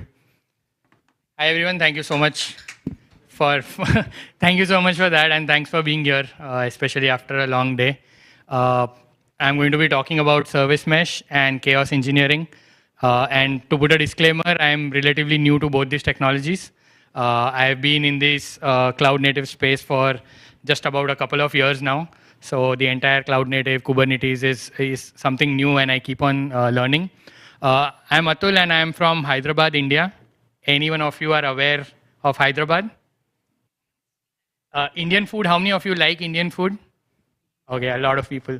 So Hyderabad is home to biryani. If you have heard biryani, then Hyderabad is home for one of the best biryanis in India, I can say. Outside of that, I work as a senior developer advocate at InfraCloud. And as part of that, I help developers and other clients adopt open source technologies and projects. And I do that by means of creating developer documentations, webinars, and giving talks like these. I'm also a CNCF ambassador, an open source contributor and maintainer for a project called Parallels, which is a zero trust based access management tool that we just sandboxed last year. Outside of work, I am a food and travel blogger. I've been blogging for a decade, 14 years now. On socialmaharaj.com, I write about food and travel. You can connect with me on Twitter /X @TheTechMaharaj and Atul Maharaj. With that out of the way, agenda is fairly simple. I'll be talking a bit about service mesh. And that really depends on how well aware are you of service mesh, any service mesh. Okay, so I think concepts are there, so we can probably get that part done faster. And then I'll touch a bit about reliability. Why reliability is required and how you need to focus on it. And then we'll talk about why reliability in service mesh, because service mesh has a lot of moving parts, a lot of components and modules present. So what are the challenges when you want to implement reliability in a service mesh? And then I'll introduce the concept of chaos engineering. And then we'll look into an open source tool called Litmus Chaos. So service mesh, this is a very simple diagram of what a service mesh is, what it does, how it works. So usually it works with microservices, and then you have a proxy, it becomes your data plane, you have a control plane, and then everything goes through that. And that's basically essentially what a service mesh does. There are a lot of different projects available. Istio is one of the most popular ones, which I would be using for this demo as well. When it comes to benefits, it's pretty straightforward. It helps us discuss service discovery. So if without a service mesh, it becomes really difficult to identify what are the services, microservices that your application is using, which service is used where, how the communication is happening between the services. So it helps with that. It does traffic routing as well. So let's say if you are doing a deployment strategy, let's say a blue-green strategy or a canary release. So service mesh can help you shift your traffic from one version to the other version as well. It helps you with load balancing. You have a concept called weights. So you can define that the traffic which is coming into your application, you send 10% here, 90% there, so on and so forth. It also provides you with observability. It's not inbuilt, but then that is an advantage that it gives. It is also it is a secured way of communication, because most of the transportation or communication that happens with service meshes is you can apply TLS certificates, so you know that anything that is moving through your service mesh is encrypted. And then the biggest part here is it's platform independent, so it's not that you can use it only with Kubernetes. Irrespective of what platform you are using, you can use a service mesh. Now, when I said service mesh as a tool is pretty complex because there are a lot of parts involved with it. Now, when I mentioned that, I'm sure a lot of you would have heard about sidecar-less service mesh, which is a trend which is happening now. You would have heard about ambient service mesh and the sidecar really going away. But then this year really focuses on if you have the sidecar still present. So there are a lot of configurations that you need to take care of while you are implementing a service mesh. And that can really mean about how you are setting up your pods, how the traffic is moving, where it is going, the kind of security that you need to have in place. So there are a lot of settings that you need to do when you are implementing a service mesh. Similarly, when it comes to service discovery and routing as well. Now, even though you can define that 10% of the traffic goes to service A, the 90% goes to service B, but then the reliability is again a challenge, because you don't know really whether you giving the weight of 10% and 90%, whether that will actually happen in every scenario or not. So that's one. Similarly, latency and performance. So what happens is that when you are implementing a service mesh, which is essentially a network layer tool, which helps you move your data in packets. What happens is that many times when you are implementing such things, you rarely think about the situations like when the network goes down, or when there is absolutely the ping is low or the bandwidth is low. How will your service mesh behave in that case? So latency and performance testing for your service mesh also becomes critical. And similarly, what if a node goes down, or what if the network completely disconnects? So those kind of situations, whether your service mesh is able to handle that fault, or whether you have designed it or implemented it in a way that it can handle such kind of faults which are injected.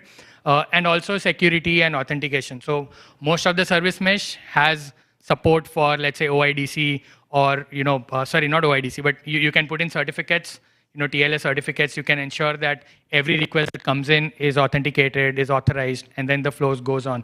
So taking care of all these things when it comes to reliability within a service mesh, which is already complex, it becomes really difficult to tackle that.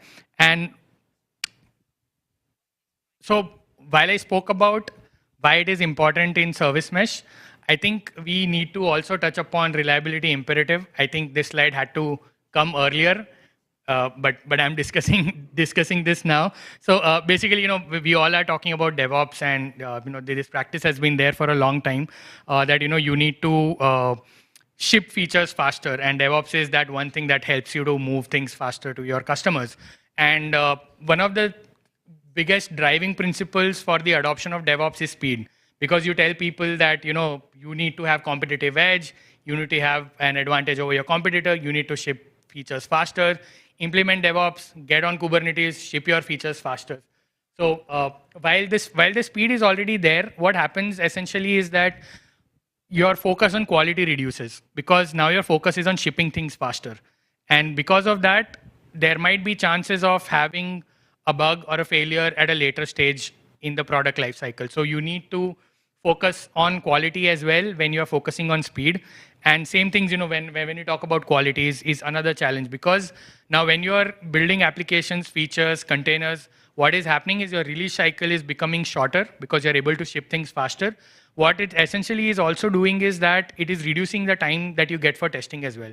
So previously, if your testing team got a week to test your product, now apparently they're getting only 2 days to test the same thing again. So while you are trying to increase the speed of shipping features, what is actually it is doing is it is affecting the quality as well. So you need to keep a track or find a balance between the speed and the quality.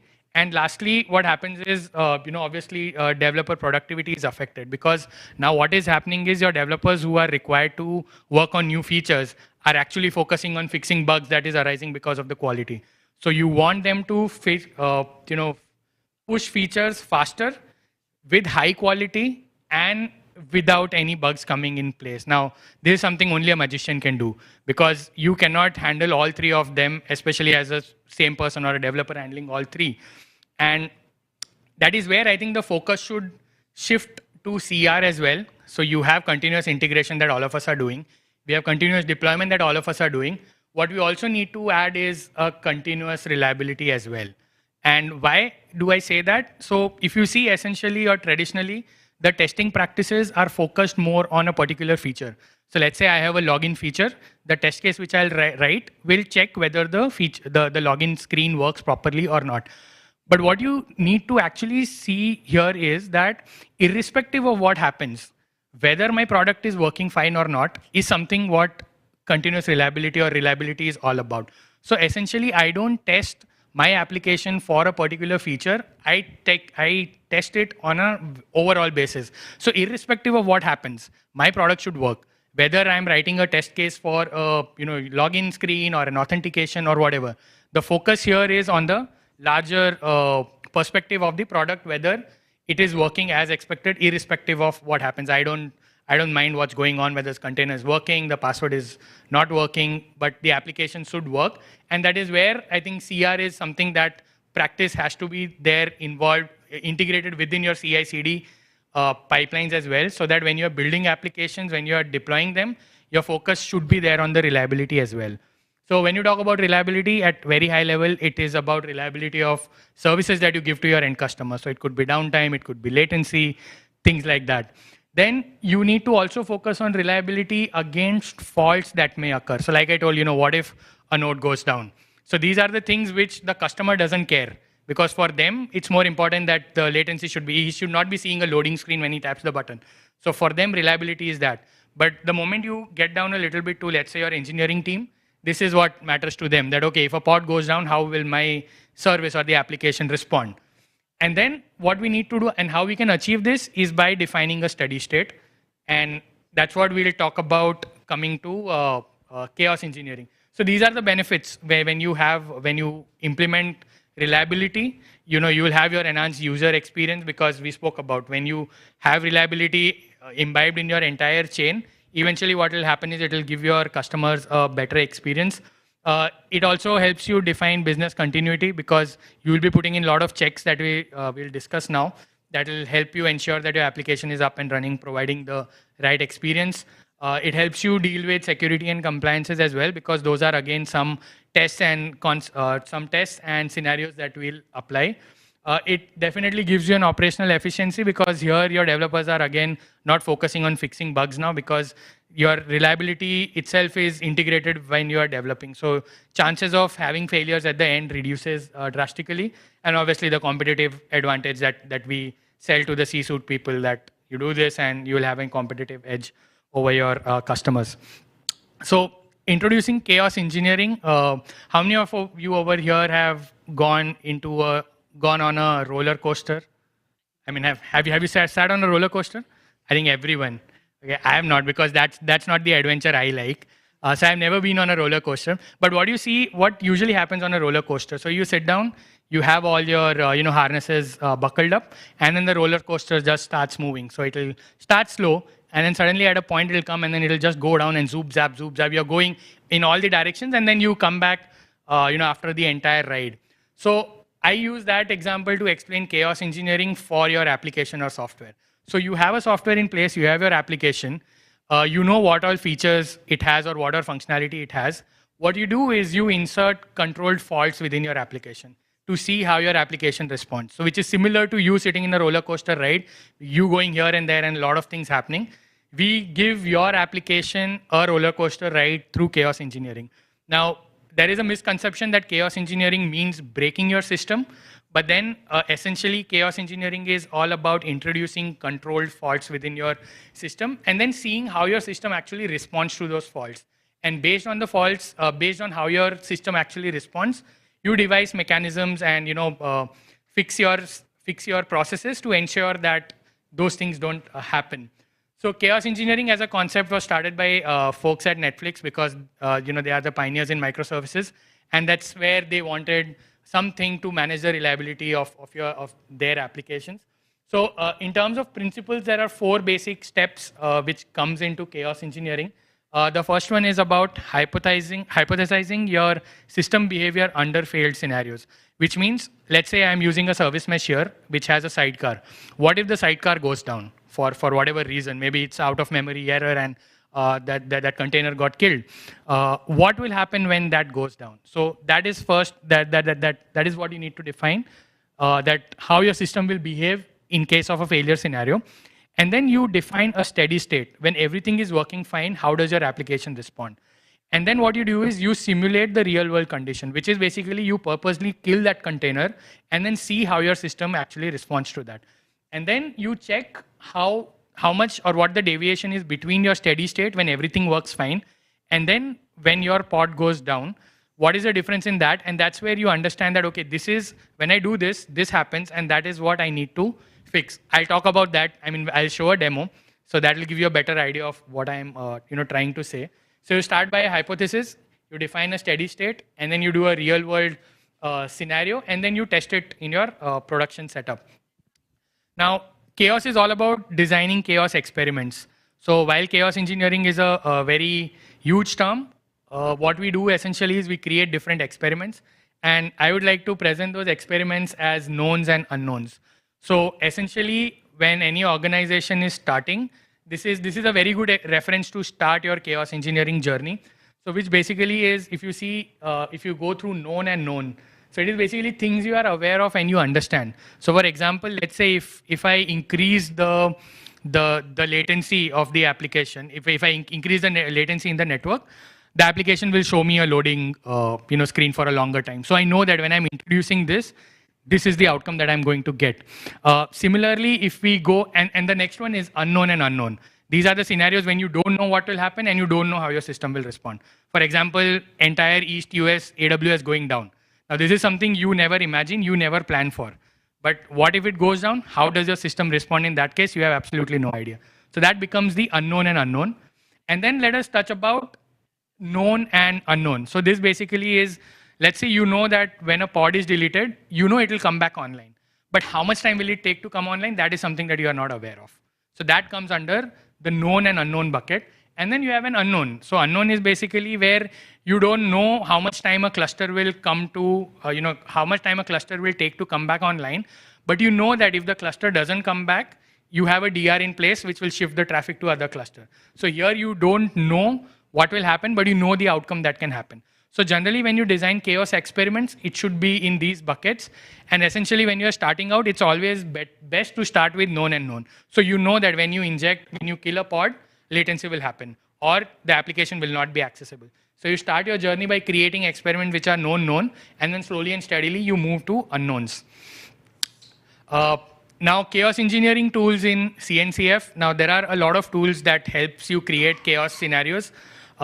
This is what I have taken from the CNCF landscape. And the popular ones which you see are Chaos Mesh and Litmus Chaos. Both of them are CNCF incubating projects. And these projects help you create a lot of scenarios and put your applications under stress for checking the reliability. Now, I'll quickly go through these. I think this is probably not required to be gone into depth. So these are the Litmus chaos concept. So you have an engine which is the core of Litmus where everything happens, and then you have chaos experiments. These are the experiments you design based on the known, unknown, what will happen and what the outcome is. And then you have the operator which is there for the Kubernetes, which basically manages the executions, and then you have a result. and then you have probes and actions. So this is basically for adding recovery capabilities. Again, an architecture of Litmus Chaos, how it works in the various components. And I'll quickly get into the demo, and I'm not doing a live demo. I have a video. I'll just play that video because I didn't want anything to go wrong with the demo. So what I'm doing here is I'm using Minikube, Istio, Litmus, and Kiali. What I've done is a very simple example of one second.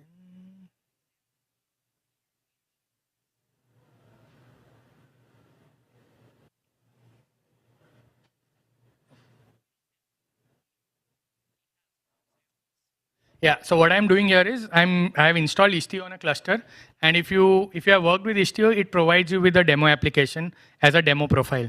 So this application is basically a book information. So there are multiple microservices in this, and each microservice is responsible for a particular task. So there are microservices which talk about the rating, which talk about the review, and so this is a very basic cluster with Istio installed with the particular book info application that I was talking about. So on my cluster, I have that. This is the application. So there are microservices which are responsible for rating, for the reviews, get, set, update, delete. What I'm doing next is that I'm installing Kiali, which is basically a dashboard again that comes bundled with Istio itself in the demo profile. So Kiali is nothing but it's an observability tool similar to Grafana, but it creates because it has a very good integration with Istio by default, I have used that here.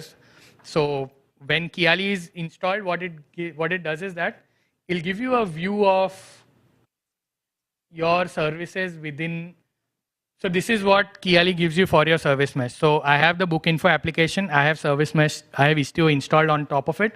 So it gives me a list of all the services that are present.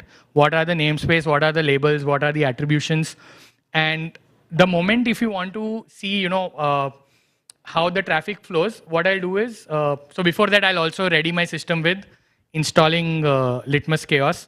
Again, I'm using Helm charts. So Helm install Litmus, we are installing that. And then what it does is after that, it gives me access to the Litmus dashboard. So you can use Litmus through CLI. You can use it through dashboard. To keep things easy, I have kept the dashboard over here. And what we are essentially going to do over here is,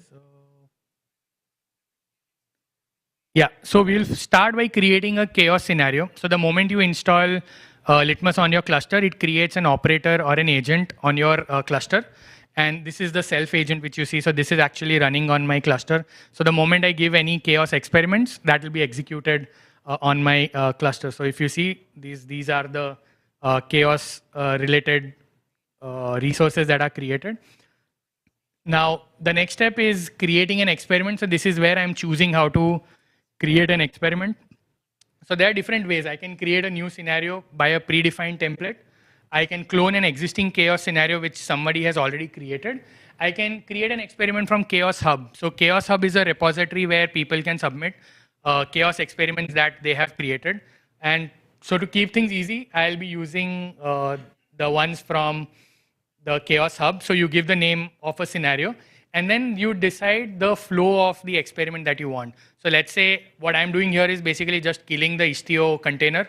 But apart from that, if you want to do anything extra, you can do that. So these are the experiments which Chaos provides by default. So if you see here, you have Azure disk loss, you have Cassandra pod delete, you have GCP VM instance stop. So these are the scenarios which are predefined by Chaos. So if you want to, let's say, insert a fault when an Azure disk is gone, if your application is using an Azure-based disk, you can use this experiment, give it the credentials for your Azure disk, and what this will do is this will replicate the scenario where the Azure disk goes down. So these are predefined templates which are present, and there are a lot of them. And these are, so they have generic container kill, so which you can apply to any container Kubernetes cluster, and you can delete that. Then you have memory hog, CPU hog. So these are predefined. You just select that, and it will be able to run. So what I'm using is I am actually using a container kill because that is what we'll be killing. And then you define the target application. So in this case, it is the book info application, which is here. And then I need to define a selector. So because I'm killing the Istio container, I need to define the selector to identify the Istio container. Once that is done, I'll start my experiment. And right, so this is where you define weights. So weights are basically for your organization if you want to give priority to a particular experiment. So 10 means very important, and then 1 is like very less important. And then you can schedule it or you can run it immediately. I'll run it immediately, and what I'm doing next is, this is a graph which it shows when I actually start a experiment. So it is creating the resources. This is what I'm doing just to generate a load. So when I run this, it will simultaneously send about 100, 200 requests to my application. And the moment I do that, if you go to Kiali, it will give me a graph of how my traffic is flowing. So it comes to Ingress, and then this is how the request is flowing to the different services, which is there in the book info application. Now you see the experiment is running. What I have done is, so experiment is installed. Now it is doing a container kill. It is going to kill a container in the product page, which is your Istio container. So I'm just refreshing the page here just to see whether the container is killed or not, because the experiment is already running in background. So if you see here, I think after a couple of retries, it will give an error. No healthy upstreams available. So this error is coming because your chaos experiment is running, which has basically killed your container. And the moment you go to Kiali, you will see this red and yellow line coming in. You will see a lot of, you will see a rise in 500 errors because your container is down. So what essentially I try to show over here is that this is one scenario of you killing a container. And you saw in Chaos Hub that there are limitless opportunities and templates available which can create different faults. So in an ideal situation, what you could do is you could kill a container. You could probably have a memory hog. So you could basically add 3-4 different chaos experiments, run it on the same thing, and then see how your experiment, how your application actually behaves. And in that case, once you know how your application is behaving, you can then take measures to fix those while you're developing itself.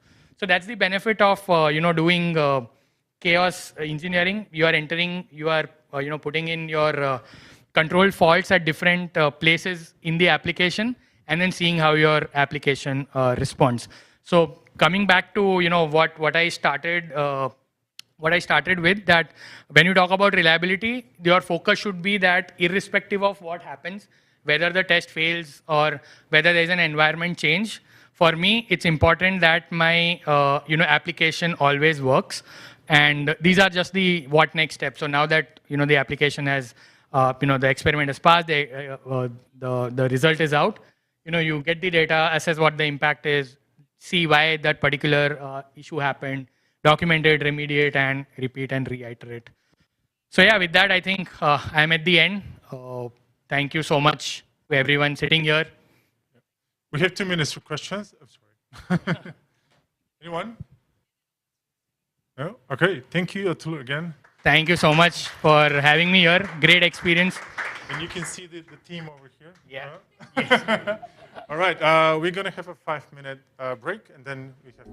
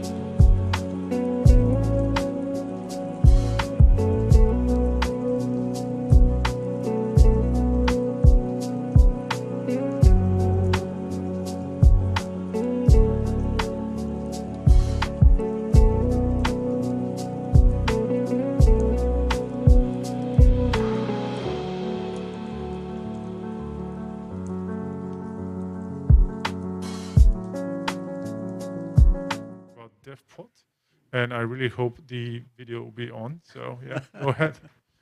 Hi, thank you all for being here so late in the day. I'm a little sleepy, you probably are too, but hopefully you will enjoy this. We're going to be talking about open source dev containers. My name is Rich Burrows. I've been involved in open source communities for about 30 years now, going clear back to the early Linux days when you would install Linux off of a stack of floppy disks. So yeah, very much a big fan of open source. I'm creator and host of a podcast called KubeCon, where I interview people from the Kubernetes community. I have spoken with people like Joe Beda and Kelsey Hightower and Liz Rice and lots of others. So feel free to check that out. Just search in your podcast player for KubeCon. Before getting into developer relations, I worked in operations roles of various kinds for over 20 years. And as a result of that, I have seen some things. So we're going to be talking a lot about dev containers today, and let's start off with the question, why should we even care about dev containers? Yeah, so it turns out that provisioning dev containers is a hard problem, and it has been since the beginning of time. So to illustrate this, I want to time travel with you back to the year 2004. And this is the year that Napoleon Dynamite came out, if you want a frame of reference. I was doing DevOps back then before there was really even a word for it. I worked at a small startup with a payments product. I was embedded with a team of application developers. They wrote services in Java and several other languages. And I did manual deploys of their code. I configured the services. I did a lot of troubleshooting of problems. I did some other things even, like if they needed a new port opened on the firewall or a new farm on the load balancer, I would run interference for those kinds of things. So worked really, really closely with the application engineers. And what happened back then when we hired a new dev? They were handed a laptop. They went to an internal wiki page with lots of instructions, like you could just scroll down and down and down. They installed a bunch of prerequisite tools before they could even get to the stuff that they wanted to do. They downloaded the source for all the apps they worked with. They built all the apps from source. They tried to run the services locally, and I say tried because they usually had some problems they ran into, things like port conflicts or resource issues. Maybe a service used more memory now than it used to, and that wasn't updated in the dev config or in the wiki or something. So needless to say, So needless to say, this did not spark joy. Another issue back then, and it still is, was dependencies. Developers sometimes had to manage multiple dependencies for multiple versions of their languages, and maybe even multiple languages. The fact that tools like NVM, PyEnv, RVM, etc. are so common shows what a problem this still is. Basically, anytime a new language shows up, you can assume there's going to be some sort of a tool like that, right? And for one example, Ruby it has a very complicated environment. There was RVM initially, and then RBM got invented. Bundler is a big part of that ecosystem, and managing dependencies in these bundler files could be really, really makes you want to pull your hair out sometimes. So let's jump forward in time to 2013. And this is when Docker showed up. Docker, it popularized the idea of the container. It was using largely capabilities that already existed in the Linux kernel at that point in time. There was a thing called LXC. But what the Docker folks did is they made it really, really easy to use that stuff, right? To do it on your laptop. And developers tried it. They got super excited about building containers on their laptop and running them. And it turned out that while it was super easy to do this stuff on your laptop, it was a lot less easy to do it in production, where you had a lot of other concerns like security and reliability and all these other things. And so while it excited a lot of people, the actual production adoption was kind of slow. And Docker solved some of the problems, in terms of this reality of being able to have good dev environments, but it didn't by any means solve all of them. And so meanwhile, there was a thing going on called infrastructure as code that you have probably heard of. And I was very much in that world. I was in the Puppet community for a few years, and then I actually ended up working at Puppet as an SRE. And so I was one of the people who helped maintain the Puppet system we use to manage our own internal infrastructure. And so, was very involved in infrastructure as code, and we learned a lot of things during this time period when we were working with it. One of the things that we learned is that the infrastructure as code was self-documenting. Because everything was written down in the code. If you had a question, a lot of times you could just answer it yourself by going to look at the code. It didn't get stale like a wiki page. If you worked off those kinds of instructions like a wiki page, you probably had that experience where you go and you look and the last modified date is like 2 or 3 years ago and you're not sure if the stuff is still up to date. And if you've been around for a while, maybe even in your head, you're trying to remember what changed since then, And the great thing about infrastructure as code is that the code gets run, probably even multiple times a day, if not more frequently. And so, you can trust it, that it's up to date. And then it helps a lot with onboarding, and this is related to that first point, right? A new person on the team sometimes can even answer their own questions just by looking at the code. So can we do dev environments as code? Let's jump forward in time again, and we'll go to 2020 now, when GitHub Codespaces launched in preview. A tool called Gitpod, another service, launched around this same time period. And Codespaces made it really easy to have development environments in this kind of managed services scenario.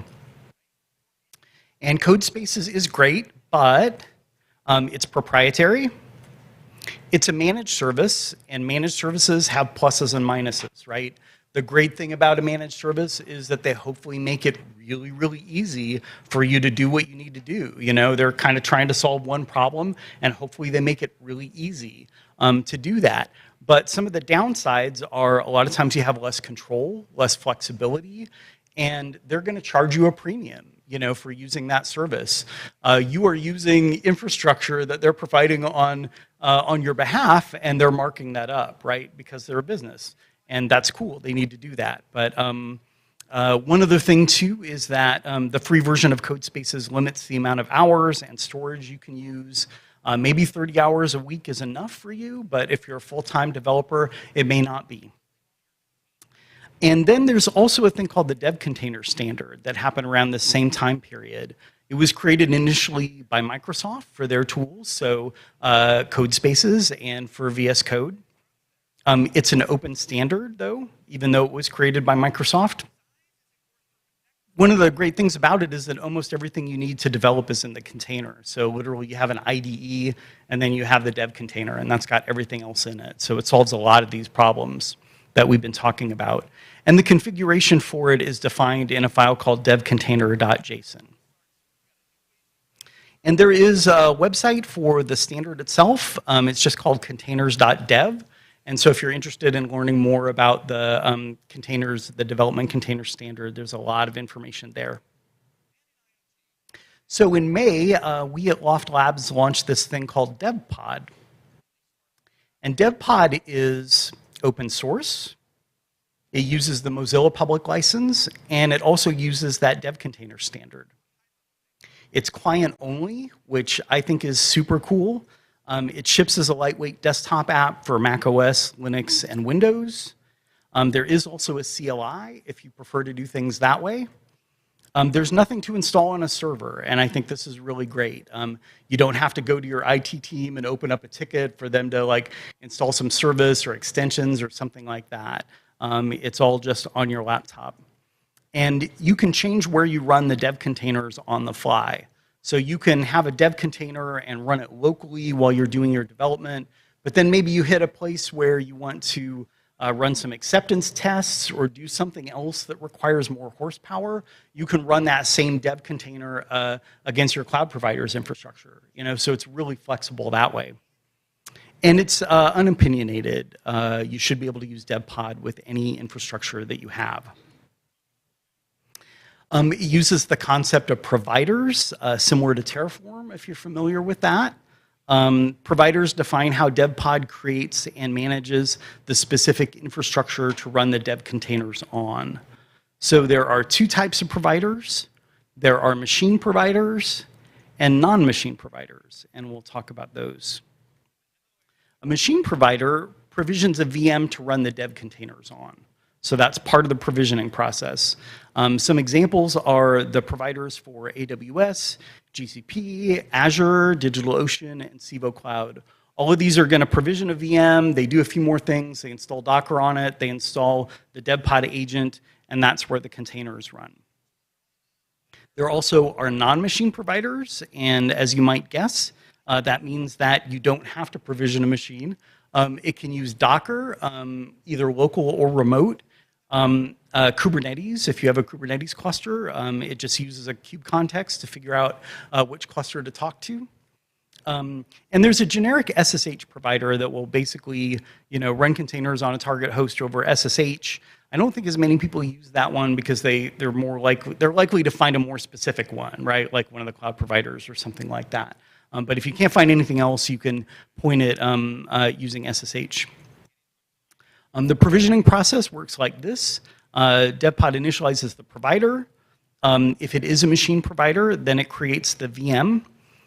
It creates the dev container itself, and then it will launch and connect to your IDE using SSH usually. And then as you can see, there's a dev container with the DevPod agent in it. The DevPod agent also runs in the machine itself, in the virtual machine, and that's because it's going to manage the life cycle of that machine. And then we have the different providers. And here's a look at how that works. So you've got the dev container with the agent in it. DevPod is going to make an SSH remote connection to your IDE, VS Code or whatever that is.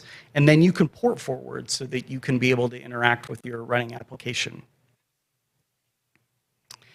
And there also are community providers. So these are providers built by other people in the community that you can actually access right from inside the DevPod app. There's a list here of some that have been developed. Funny thing, I had not heard of any of these cloud providers before we saw this list, but some of them are quite popular. Some of them are based in Europe, and I just wasn't aware of them. And so this is part of what's really cool, is that people can write these providers and they can share them with other people in the community if there's not one that we wrote. And then you can also make your own providers with a few lines of code. They live in a file called provider.yaml. And you can run them right from your file system, which I think is one thing that's really nice about that is, say that your team is developing a provider that you want to use, but maybe it's got some information in it that you don't want to be public. You could just put that in a private repo and people could just check it out and run it locally. And there's more information about developing the providers in the docs. This is a super, super bare bones example right out of the docs. You can see it's got a name. It's got a version, it's got the path to the agent, and then this one is just shelling out and running a command. So this is super, super basic. Any one that you would write would be a little more complex like this than this, but they are super, super readable. And then DevPod for the machine providers manages the infrastructure, and this is one thing that's really, really nice. You can set an inactivity timeout per provider. When a machine has no active dev containers running on it, DevPod will put it to sleep using the agent. And when all the dev containers for a machine have been deleted from DevPod, it'll actually decommission the entire machine. And so you don't have to worry about that scenario where you've left the thing running, and a month later you get a huge AWS bill. DevPod can automatically just take care of all of that for you. And so, yeah. Time for a demo. So I am using a Mac, and I have this thing that I'm using called Kalima. Have any of you heard of Kalima or used it before? Cool. Yeah, if you use a Mac, running Docker containers got a lot harder when the M1 chips came out. And so Kalima is super cool. It's open source. It lets you run dev containers. I run any kind of container locally. It's a Docker compatible daemon. Let's just type Kalima here real quick, and you can see some of the things it can do. It can actually manage Kubernetes too. And so it's really nice. It'll just listen on the local Docker socket, and it happens to run really well with DevPod. So we're going to say Colima start. Oh, it's already running. All right. And so we have a local Docker, and let's take a look at DevPod itself. So there are some settings. There's a button you can click to install the CLI and add it to your path. There's some debug mode you can use, some other customization you can do. You can set your local IDE. There's a bunch of stuff in here. The next thing is providers. So we talked about providers already. Let's go ahead and add one. We're going to, because we're using Colima locally, we're going to go ahead and add a Docker provider. And the Docker host, like I said, that could be a remote host somewhere if you have a Docker host running. We're going to use the local one, and so we can just leave that blank. And then if we wanted to set the inactivity timeout, there's the spot where we would do that. And so we will add that provider. And then there's this concept of workspaces. And workspaces are basically your dev container. And so we'll create one of those. And it's got the provider selected that we installed. We could add another one if we wanted. It's using my default IDE, which is VS Code in the browser. But I could also point it at my local VS Code, or there's support for the JetBrains IDEs. There's also support for Fleet and for Jupyter Notebooks. Now, as you can see here, we could point this at a local code repository, or we can point it at a URL. And one of the cool things about this is because it's using that dev container standard, if we look at the Python example here, for instance, you'll see that this is actually hosted in Microsoft's GitHub. We didn't write these examples. Microsoft made this example so that people could see how you can use a dev container to develop Python. And because we're using that same standard, we can just pull these things in and use them with DevPod. And that means that if there are things you want to interact with, like open source apps you're contributing to or things like that, as long as they have one of these devcontainer.json files, you can probably use it with DevPod, whether the project really is doing that or not. So we'll use that Python container. And then there's some other things we can do. We can specify the workspace name if we want. There are pre-builds, yeah, the Colima is up. And what the pre-builds are is basically you'll see the first time that we spin the container up, it has to pull down all the layers and build the container. And you can use a pre-build to speed that up. So let's go ahead and boom, here we go. We're pulling some layers. And this will take maybe just a minute. It's going pretty fast for conference Wi-Fi, so yay to whoever hooked that up. We'll finish pulling, and then it's going to do a couple more things. There is some configuration to install some Python modules, and we'll hit that pretty quick here, and then we'll be up and running. So I think it's almost done with the download. Yeah, done pulling. And then it's going to do these post steps here to build it. Yeah, so we've installed our Python modules. And then lastly, it's going to spin up our IDE. And this is VS Code in the browser is what I specified. So it just opens up Chrome. And here's my browser. And this is pointing at the dev container. So all these files I'm interacting with are in the container. So let's take a quick look at this devcontainer.json. You can see there's some things in here. We're specifying an image. One thing that I really like is that you can specify these VS Code extensions. So if there's a VS Code extension that is really handy for your whole team, maybe you want to incorporate it into your official workflow, you could make sure that everybody gets it that way. And then there's some other things. We're forwarding a port. And then here's where we installed those Python modules with this post create command. This is a very, very basic example of what you can do with the devcontainer.json file. And like I said, there's a lot more information on that containers.dev site if you want to take a look at that and see the different things you can do. So let's take a quick look at our Python app. So this is a Flask app, and it is returning this index.html file. So let's take a look at that real quick. And it's got this thing, it says VS Code rocks. VS Code can do that. Yes, it can. So let's make a quick update here and say VS Code and DevPod can do that. Yes, they can.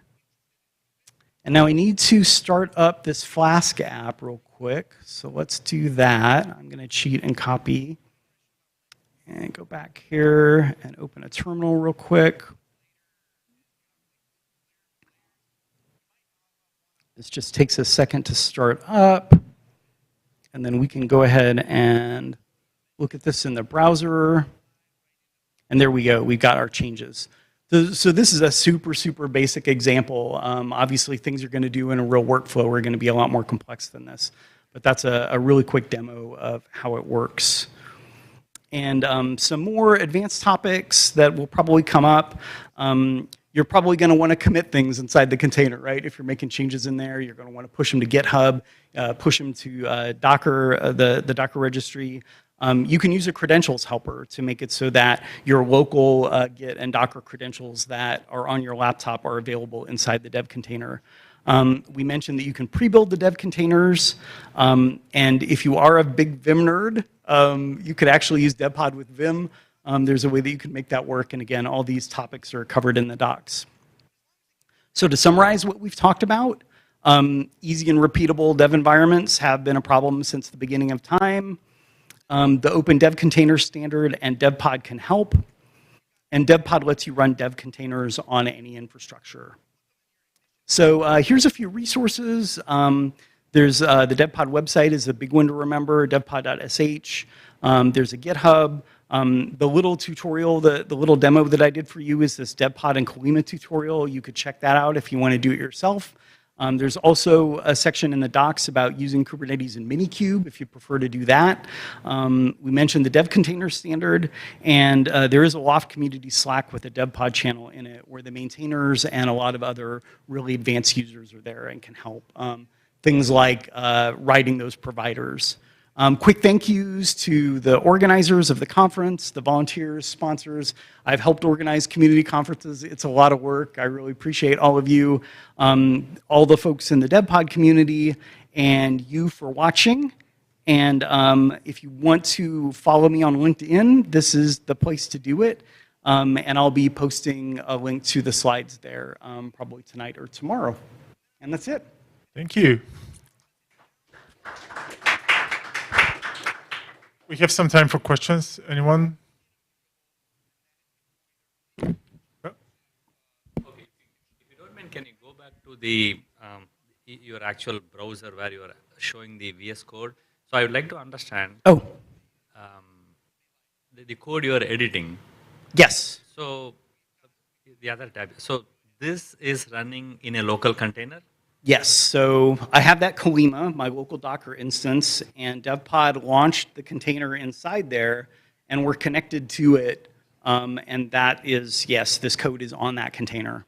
Okay, so now let's assume there is like hundreds of developers in the company, and yeah. they run a Kubernetes cluster, and then I want to give everybody a dev pod on the Kubernetes cluster so that they can develop here, build here, deploy here, so that they'll only have something like thin client or whatever. They don't have much computing capability.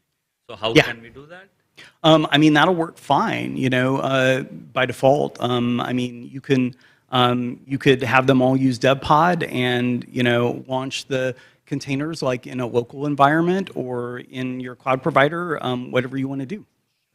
Okay, no. My question is, if I am running a huge Kubernetes cluster, and I want to bring everybody here, and imagine they only have Chromebook without any access or anything. Yeah. So then I can help all these developers to build and deploy. Kubernetes on the Kubernetes cluster in the data center. Yeah, Kubernetes is one of those providers that's supported, so you definitely could do that. And that is production today. Yes. Wow. Yeah. I was not knowing that. Thank you. Yeah, you bet. If you do have more questions, like I said, that Slack is a really, really great place to go to get help. I mean, what is the association of Loft with this? Is it like? So we're the company that created it. We're a startup company that focuses a lot on developer experience kind of things. We have several different open source projects. Probably the one that's the best known is a thing called vCluster, which is virtual Kubernetes clusters. Yeah, this is something that we created. We thought there was a need. A lot of people want to use tools like CodeSpaces, but they want something open source.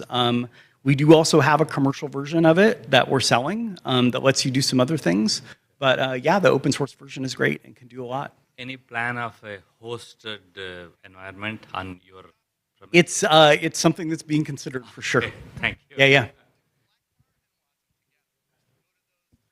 yeah. Okay, well, thank you, everybody. Thank you. I really appreciate you sticking around so late. Thank you.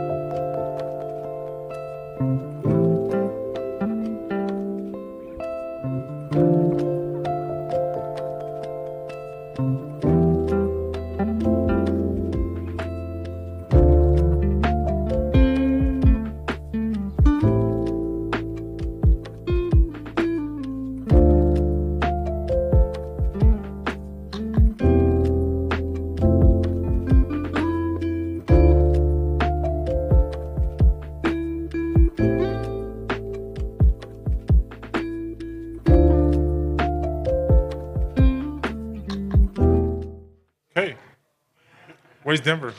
Right there. Let's go. Last one for today. Only the survivors. All right.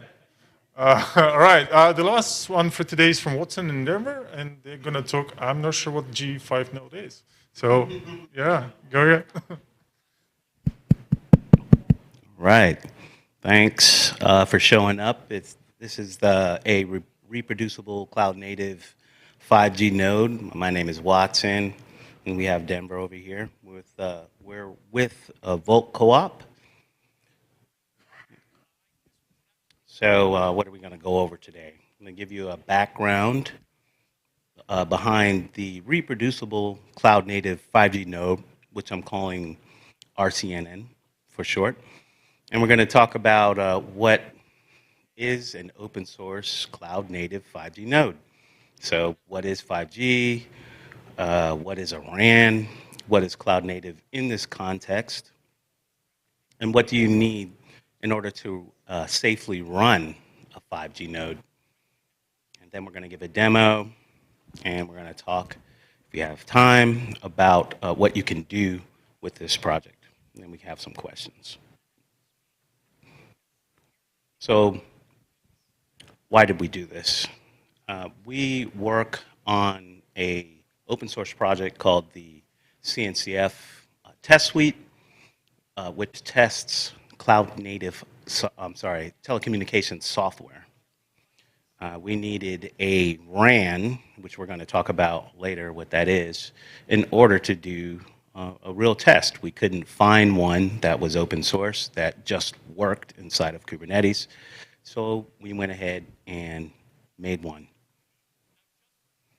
So what is a cloud native 5G node? Well, we know the trifecta of cloud native with immutable infrastructure, declarative configuration, and microservices. Well, it's just putting a 5G node inside of that architecture. And that's exemplified by containerizing that 5G node, which is a RAN and a 5G core, and putting it in Kubernetes. So what is 5G?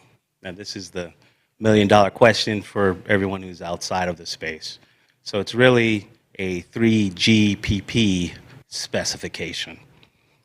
There's lots of information in these specifications, but here's a high level of the attributes of what comes out of that spec. You are supposed to be able to have more connected devices over a 4G, the 4G spec, to a 5G node. It's a broader part of the radio spectrum, and there's better security. There's supposed to be more interoperability, and there's a part of the spec which talks about ultra reliable, low latency connections as well. So these are all the benefits that you're supposed to get from a 5G implementation. What are the components of a 5G core? Get ready for lots of acronyms. You have the AMF, you have the SMF, you have the UPF, you have the NRF, you have the NSSF, and PCF, AUSF. These are all telecommunications acronyms. We're going to talk about some of these as I go forward. Some of them help with the interoperability of moving from 4G to 5G. They're split out. So what is a 5G node? More specifically, a GNB or a G node B. Well, that is a part of the network that's responsible for connecting the UEs, so that's the user equipment, so your phone, to the evolved packet core, right? And it's really kind of the replacement for what was called the base station in the previous parts of telecommunications equipment. So when you have a G node B, it's assigned to a coverage area. And that coverage area for all of the UEs, so all the phones, you could say, and that's called a cell. So that's where you get cell phone. So we're going to talk a little bit more about this. So a 5G, what's the difference between 5G and 4G? And if you're outside of this space, some people will say, I never noticed the difference between the two and all of this stuff. What's the big deal? So here's more of the technical side. There's kind of many 5Gs as far as compatibility and what's real 5G and not really 5G. So 5G, a 5G SA core, so that's standalone core, is different than a 4G core. So how is that? Well, it first of all uses a service-based architecture. That's kind of, if you're in the enterprise space, it's kind of old school. It's not quite microservices. It's almost, but not quite. You have control plane functions that are registered with what's called the NRF. That's the network repository function. This is really kind of what service discovery is supposed to be in the cloud native world. But they did it their own way. And you have the AMF that handles access mobility function, handles connections. This starts to be where the evolution between 4G and 5G is. So 5G had a lot wrapped up into what was called the MME component. A lot of that was separated out. Why is that important? Well, in order to try to have multiple vendors that can service each piece instead of having one vendor serve all of it, that's why they were trying to separate it out in these specs. So the G-Node B connects directly to the AMF, and we're going to be demonstrating the G-Node B today. Then you have the authentication service function. That's what handles the SIM card in your phone and the subscriber, that portion of everything, which used to be in a totally different component that was wrapped up and tightly coupled in 4G. Then you have session management. That's where it's handled by the SMF, which also was in the MME and 4G. And you have a new functionality called network slicing, handled by NSSF. Network slicing, you can kind of think of it like multi-tenancy. It's essentially like one of the things it could do is you can have service level agreements specific to a vertical, let's say. So if one vertical needs higher reliability or a faster bandwidth, you can give that to them and not to another in the same node, supposedly. And then you have the PCF, that's the policy control function that's handling policies for charging and subscribers. So there you go. Now you know what 5G SA really is, or some of it. So what is a RAN? And this can be confusing at first. So the first thing about a RAN is there's hardware. It's a radio. We're going to use a universal software radio peripheral, which is a kind of software-defined radio. But first things first is it's hardware. Then it's software, the drivers. So the drivers specific to that radio, we're using a B200 EDIS. Then you have the RAN software, which is what configures the hardware for many things, but one of the things to emit 5G on the 5G band and do it in such a way where it's compliant with 5G. So now for the cloud native portion, taking all of that, containerizing it, putting in Kubernetes. And then one extra note about a RAN, there's a movement called ORAN, Open RAN, which is out of the ORAN Alliance. What they're trying to do is create specifications for interfaces between hardware components and some software components in order to create kind of a blueprint for vendors to be interoperable.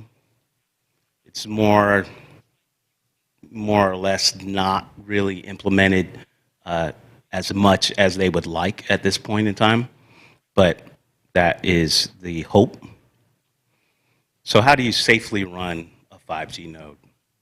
Well, first thing, you need a Faraday cage. So this is what keeps radio waves and electronic emissions from getting out or coming in. And you want to do that because it's actually disruptive to broadcast on the 5G spectrum. People can call 911, that kind of thing. So it's actually illegal. So you need a Faraday cage to do this. You need a 5G core. We talked about that. We're using Open 5GS. Everything we're using open source. You need a radio. We're using the B200. You need the software for that radio. So we're using SRS RAM. And you need a phone with a 5G modem in it. I have a slide talking about the differences here, but we may not get to it. But that's important. And some say they're 5G and they're not. So something to be concerned about. We're using the 1+10T, so that's going to work. You need a programmable SIM card, and you need a card reader writer, SIM card reader writer. This is the overview of, or a diagram of what we have here and what you could do if you wanted to. It's a Faraday cage, and the only thing that's outside of the Faraday cage is that back hole at the bottom, which connects to the internet.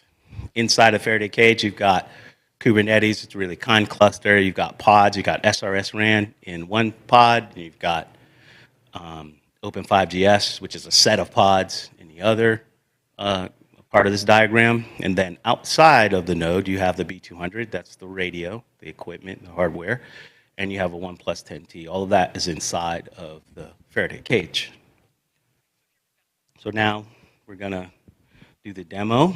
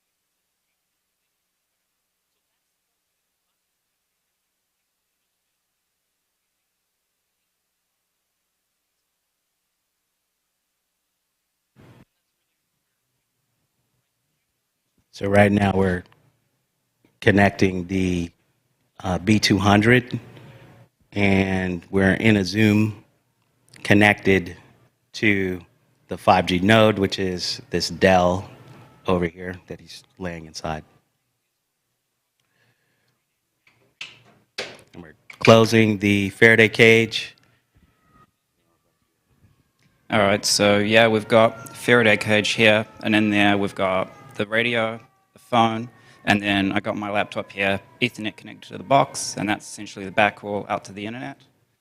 And then on here, so this is a Zoom, remote control Zoom session into the laptop that's in the Faraday cage. So we can do, whoops, not that.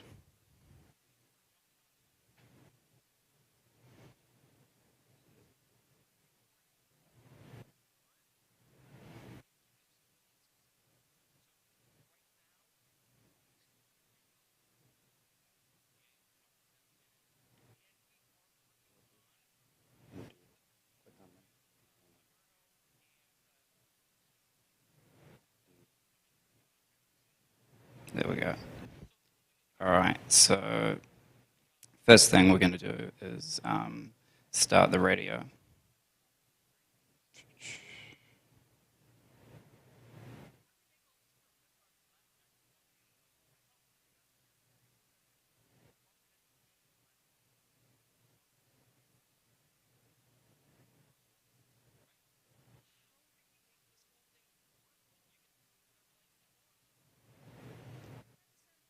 All right, so this here is this is a kubectl get pods of all the containers we've got running. So you can kind of see here you've got our Open5GS core, which is our 5G core. And then we've also got SRS RAM, which is the SRS RAN container. So that's the G-Node B. That's what's essentially controlling the hardware radio.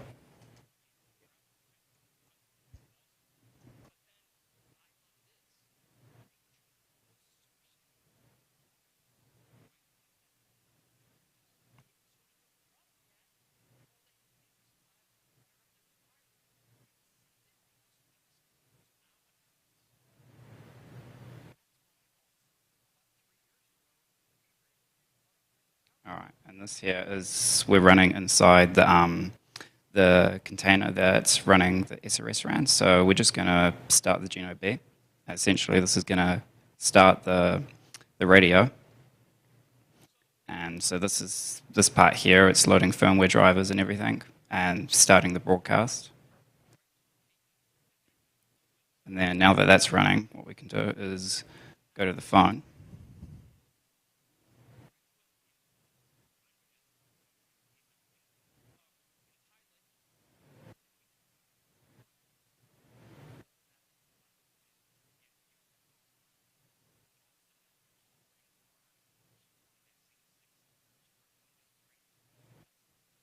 I'm just going to turn the phone onto airplane mode and switch it off.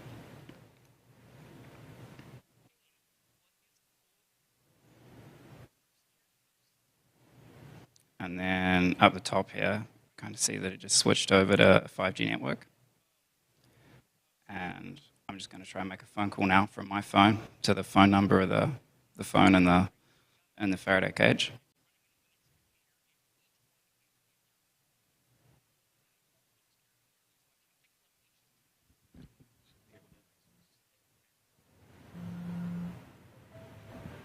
Guys.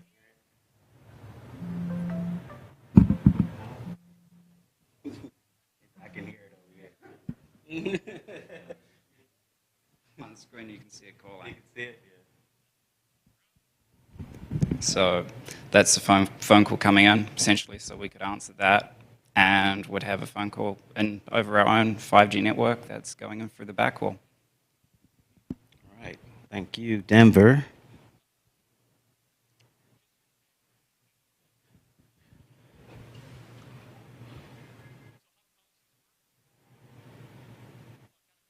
So now,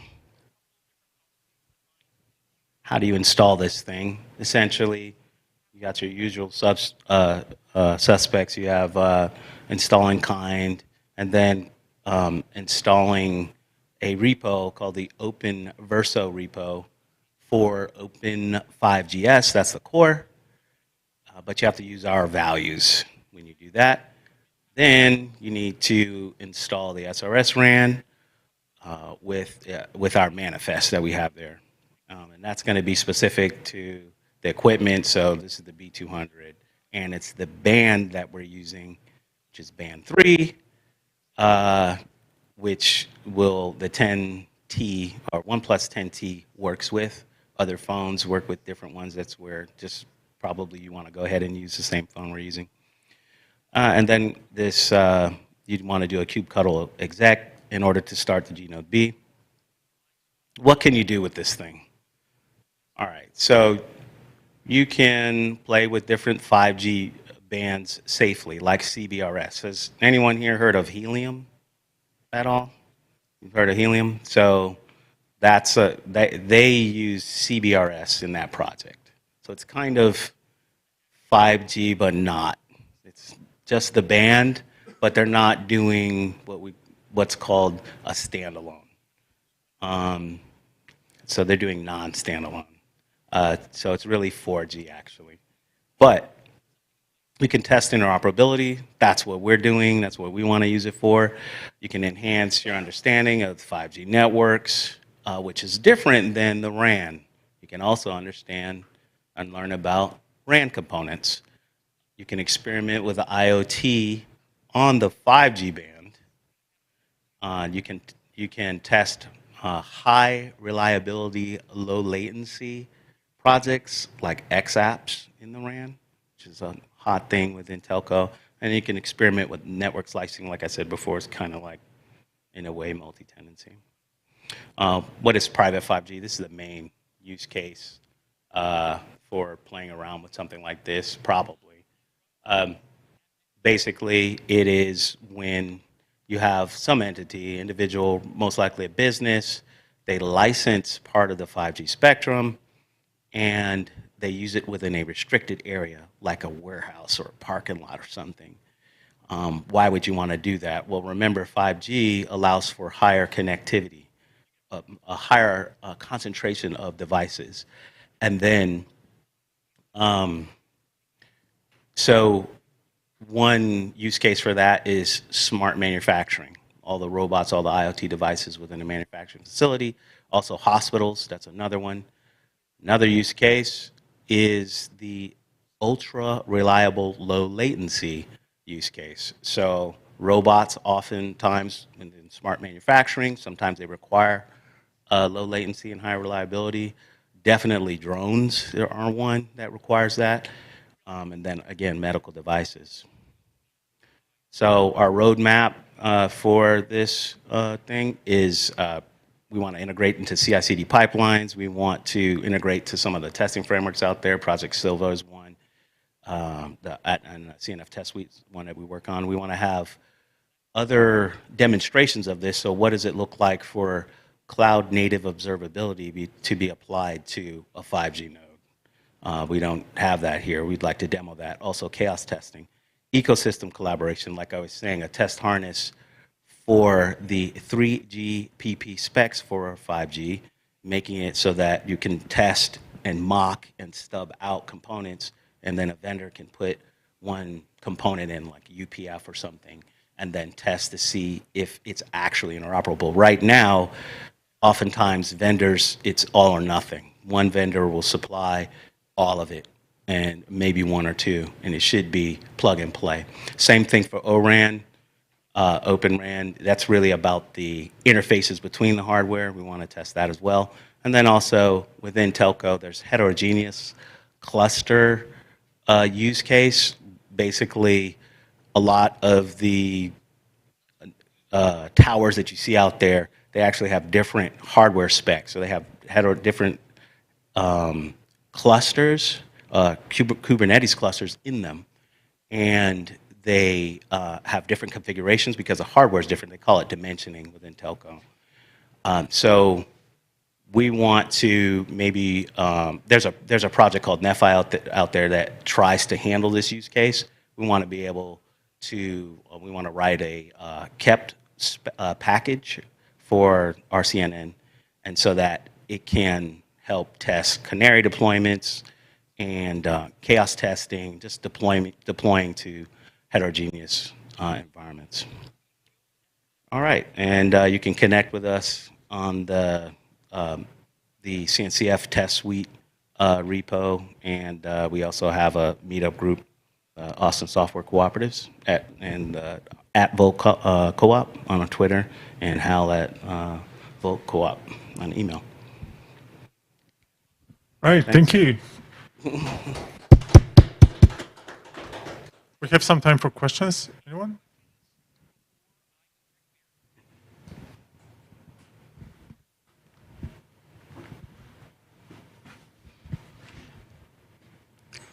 Great talk. Thanks. That makes me understand a few of the things that you've been doing for a while to see how it all puts together.